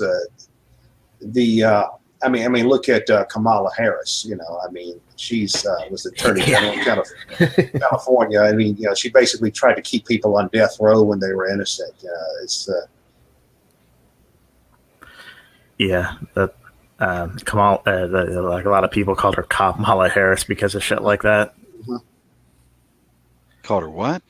Kamala Harris. Oh, okay. And of course, of course you have. And of course, you see like a lot of, what you say about people internalizing the system. Like, you had a lot of people who were like screaming bloody murder about Trump's alleged sexual assaults, but now that one's come out about Biden, it's like that seems to have just like flat out killed the Me Too movement. Yeah. Well, people are, everybody makes exceptions for their own side. I want it to die. It's kind of like people make exceptions for their own family. A lot of people, no matter how law and order there are, when their kid gets arrested for a crime, they still mail them out of jail and get them a lawyer. And that's true when it comes to political affiliation. Everybody makes, like Donald Trump is a good example. I mean, look how popular he is with a lot of the religious right. This is a guy that's been married 3 times. His wife is an ex-Playboy model. He owns gambling casinos and strip clubs, and this guy's the hero of the religious right. Solely because he's giving the middle finger to the left. That's. We'll take what we can get. And in the meantime, I mean, the thing is that we weren't left with much choice, all things considered. I So, mean, yeah. Who else did the fucking Republicans have in 2016? Jeb Bush. I wish Trey Gowdy would have run. I swear I think he'd be a great candidate that they would not be able to shore up much dirt on, but he's already tired of serving in whatever capacity he currently serves, so he's not going to do it. But he's counting down the days till he can retire if he hasn't already. But I think he would have made a good candidate. Trey Gowdy. And I mean, like I mentioned Bloomberg earlier, like if you look into his past sexual indiscretions, that guy is a fucking monster. It's like very clear that he's a complete sadist who gets off on making the women who work for him afraid. And like the people who was like, yeah, but he's the only one who can beat Trump, so it's they had to change the qualifications for him to get on that stage ahead of more deserving people. If that doesn't prove that money buys everything, then I don't know what is. I mean, they had to change the criteria to allow him to get on that stage. Well, yeah, I mean, he essentially just bought his way into the system. I mean, it's that's obvious, and so did Tom Steyer. It's I don't even know who that is. He's another billionaire. Exactly. Dude. He just didn't have a newspaper, media apparatus at his fingertips. You would have known about him. Yeah, he had ads everywhere, but he was like a fucking nobody. Right. Well, the Democrats had some interesting candidates, but it's interesting how they went out of their way to marginalize them, but then those candidates all turned around and got in line behind Biden anyway. When it was all said and done, it's. Tulsi endorsing Biden is like Andrew Yang. Yeah, that wounded me to the quick. But at least Bernie is still trying to do what he's doing, while Biden is just, I don't know, hiding in his underground child rape dungeon or whatever. But Sanders also strikes me as a really kind of a milquetoast individual. I mean, yeah, but he's weak. Like compared to like everyone, it's like because there are times where he really could have gone in, and when he should have. Like I remember when he went in on Delaney with that famous "I wrote the damn bill" line. But if he was like that all the time, he probably would be doing a lot better. Yeah, instead of referring to Biden as my friend Joe and all that kind of stuff, it's. And then he'll endorse Biden eventually too. Unless Biden is removed and Sanders, he endorsed Hillary, right? Yeah, exactly. After they conspired to cheat. That was his major mistake. He should never have done that. Yeah, which was fun. Endorse Hillary. Which is why it surprised me that Tulsi Gabbard endorsed Biden, because she dropped out of a position in the Democrat Party to, endorse Bernie, I think. Yeah, but it's interesting with all of these people how ultimately tribal they are. For all of them, it just ultimately seems to come down to orange man bad. It's like, we'll endorse the people who screwed us over personally to get rid of orange man. Some of that may be, calculated in the sense they may think, well, they have to consider what their audience wants and what their fan base wants and their future within the political party if there's going to be one and all of that. But it was kind of I wasn't surprised by it, but it was kind of annoying to see some of these maverick candidates all line up behind Biden at the end. Yeah. So, what would you recommend to someone who does agree that electoral politics are bullshit? What would you recommend that they do to make a real difference? It's funny because I've had people who believe in voting and take it seriously, say, well, if not that, what? They say, well, if people can't even be bothered to vote in our society, they're not going to fight a revolution or something like that. But my thing is, you've always got to be pushing the envelope from the outside. I know when I first started operating attackthesystem.com as a website, I had a lot of people, including a lot of anarchists, actually, tell me, look, that site is just too extreme. You've got to tone that down. And I'm like, no, it's not. If anything, it's not extreme enough. I have altered the focus of it at various points, but it's my thing is you've always got to be pushing the envelope, because like for people who say electoral politics matters, I always say that always follows the trends that exist in the wider society. If we had a mass movement of anarchists, of millions of people in America calling themselves anarchists, you'd have electoral candidates trying to co-opt that too. You'd have all kinds of stuff going on. That's happened with every other kind of movement. And what happens though is that it always gets co-opted. Alexandria Ocasio-Cortez, now she's moved into Nancy Pelosi's orbit. And so it's always about pushing the envelope from the outside. And then you're pushing against the middle from a far out vantage point. And then, there's that thing about the Overton window. All right, that's what you want to do. You want to always be trying to move the Overton window. The question is, how are you going to do that? That's the only real issue. By the time something like electoral politics even becomes relevant, then your jobs are already done for the most part, because you've already shifted the Overton window. Right, and I think maybe one example of this that I'm hearing an echo. I don't know if anyone hears that. Yeah, I hear it.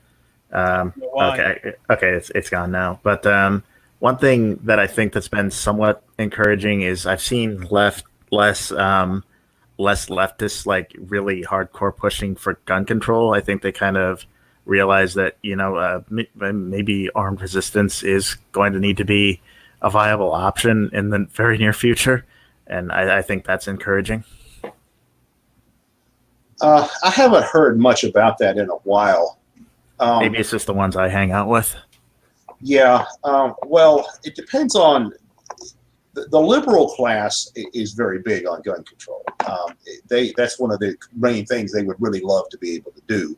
Right. I think the reasons they don't push it any more than they do now is because they're concerned about the backlash it would take. I think that a serious gun grabbing effort in the U.S. would result in a wave of right-wing terrorism.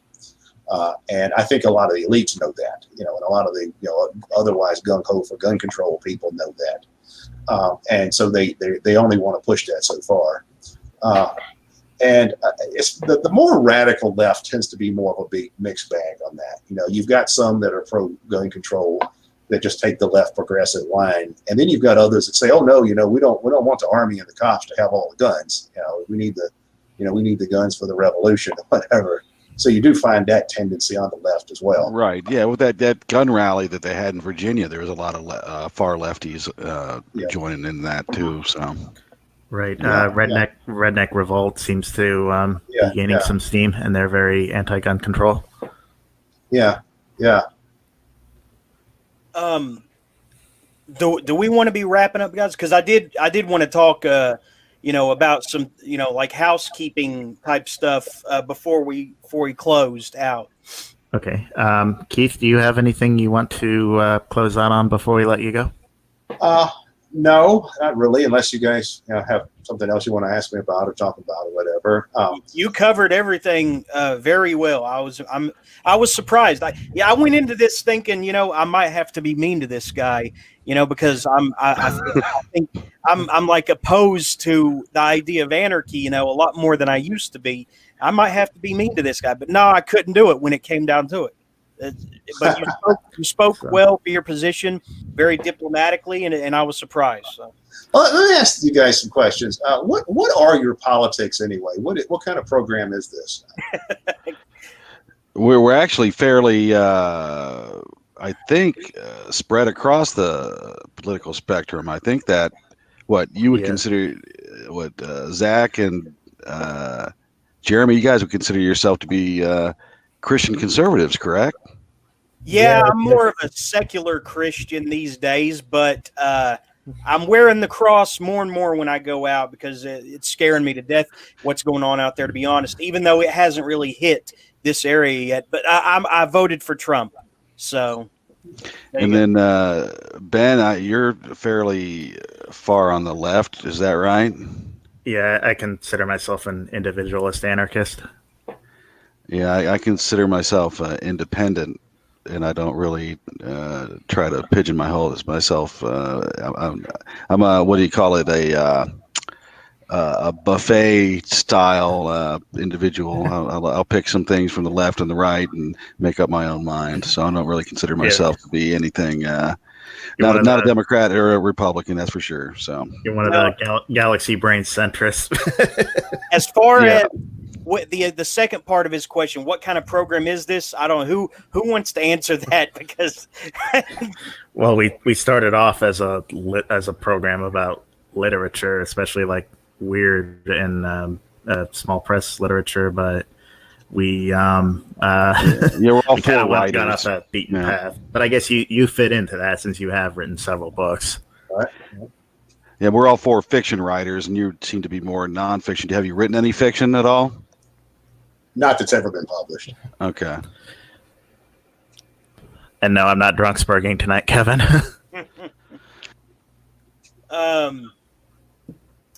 Does that answer your question at all? I don't know. What else to say. That's good enough. we do talk a lot about books, but we'll take anybody who's willing to come on, because we're just curious individuals. We like having Well, one of you just said that you're an independent and that you just tend to look at things on their own merits, and that's kind of how I approach things. Right. I mean, I'm an anarchist in the sense that, I do think the traditional anarchist critique of the state holds up under scrutiny, and that that can be defended with evidence. And I also think that a lot of the other ideas that you find in various tendencies within anarchism can also be defended empirically. But there are ideas that some anarchists have that I don't agree with, and disagree and don't mind expressing disagreement with. And there are people in other ideological camps and philosophical camps that I do agree with. And I do tend to try to base my own opinions on an assessment of the actual evidence and facts. I tend to prefer an empirical approach. For instance, I don't just take some reflexive left or right position on something. It's like I know people that say are this or that ideology. They're say libertarian. Okay, so the libertarian position on this would be what? Yeah, but is it right? Can it be supported by evidence? Can it be supported by facts? Or what are some problems with it? Or I'm a Marxist, so the Marxist position would be but what's the evidence? It's and for that reason, I do tend to bring a lot of ideas into my own thinking and my own writing that you're not going to find in most anarchist writing. For instance, you're not going to find a discussion of elite theorists like Pareto and Michaels and Mosca and that kind of stuff in most anarchist writing. You're not going to find a discussion of Carl Schmitt and Ernst Jünger in most anarchist writing, unless it's something negative. But a lot of them don't even know who those people were. I do. That's a point of view that I admire and respect. The idea of that the facts always come first, irrespective of what the ideology says. Right. Right. Do you have any further questions for us? No, not really. I'd like to have you back on at some point, though, if you don't mind coming back. Yeah, of course. Yeah, definitely. Yeah, this was a great discussion. Yeah, I've enjoyed this. Okay, so that was Keith Preston with attackthesystem.com. He has several books available on Amazon, and I'm encouraging people to go to bookshop.org since there's a bunch of Amazon workers striking. So any final words? I would say that we need to really keep our eyes open for the stuff that's going on in the world today. I mean, I think that's obvious enough. That's an obvious statement. But start looking around and seeing how the power elites around the world are using this crisis as a means for grabbing more power for themselves. Look at all the ruling class looting that's going on, and start thinking about the long-term impact that's going to have and what the possible alternatives might be. Okay. Thank you very much for coming on, Keith. All right. We'll definitely have you on again at some point. Speaking of people grabbing more power for themselves, this is bullshit right here. Okay. That's what they close out WrestleMania with. I mean, I get it. The underdog story, you know, the Rocky story, but Brock Lesnar is a beast who will not be put down. And this is bullshit. I don't care if it's an empty arena or not. The beast was robbed and he will be sated. Well, I'm sure that there'll be a reversal. Yeah. All right. Thanks, Keith. This will be up before the night's over, so. Okay, where should I find this? I mean, where's this going to be posted? On the YouTube channel Hatchet Mouth, or I can just email it to you, or Ben can. The link. Yeah, I mean, that'd be easy. it has to process. You know how it works. You know how it takes a while to process. You know? Sure. Yeah, I'll email you the link so you can share it around once it's up. Great. Yeah, sure. Great. Thank you. All right. Yep. I'll talk to you later. What a night, fellas. What a night. I was genuinely surprised with both guests. I wish we would have had time to talk to Lesko. Maybe you could set him up for next week if he's up for it. Yeah. What happened to him? He just silently slink away? He said he had to go, but I was trying to find an in way to wrap up and so we could get, fit him in, but he bailed before we could, unfortunately. Oh, and Keith, if you're ready to leave, you just need to hit the leave studio button on the bottom.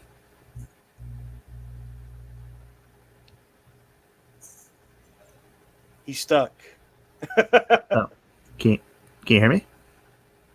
No, he muted. It looks like you're muted. Okay, he could stay if he wants, but yeah, you can hang out if you want to. Sorry about the spoilers, Strange. Wait, what's the spoilers? I'm confused. I just gave away the WrestleMania result, you dope. I was saying the wrestling stuff. Oh, no, I thought he would have already seen that. Drew McIntyre beat Brock Lesnar for the title.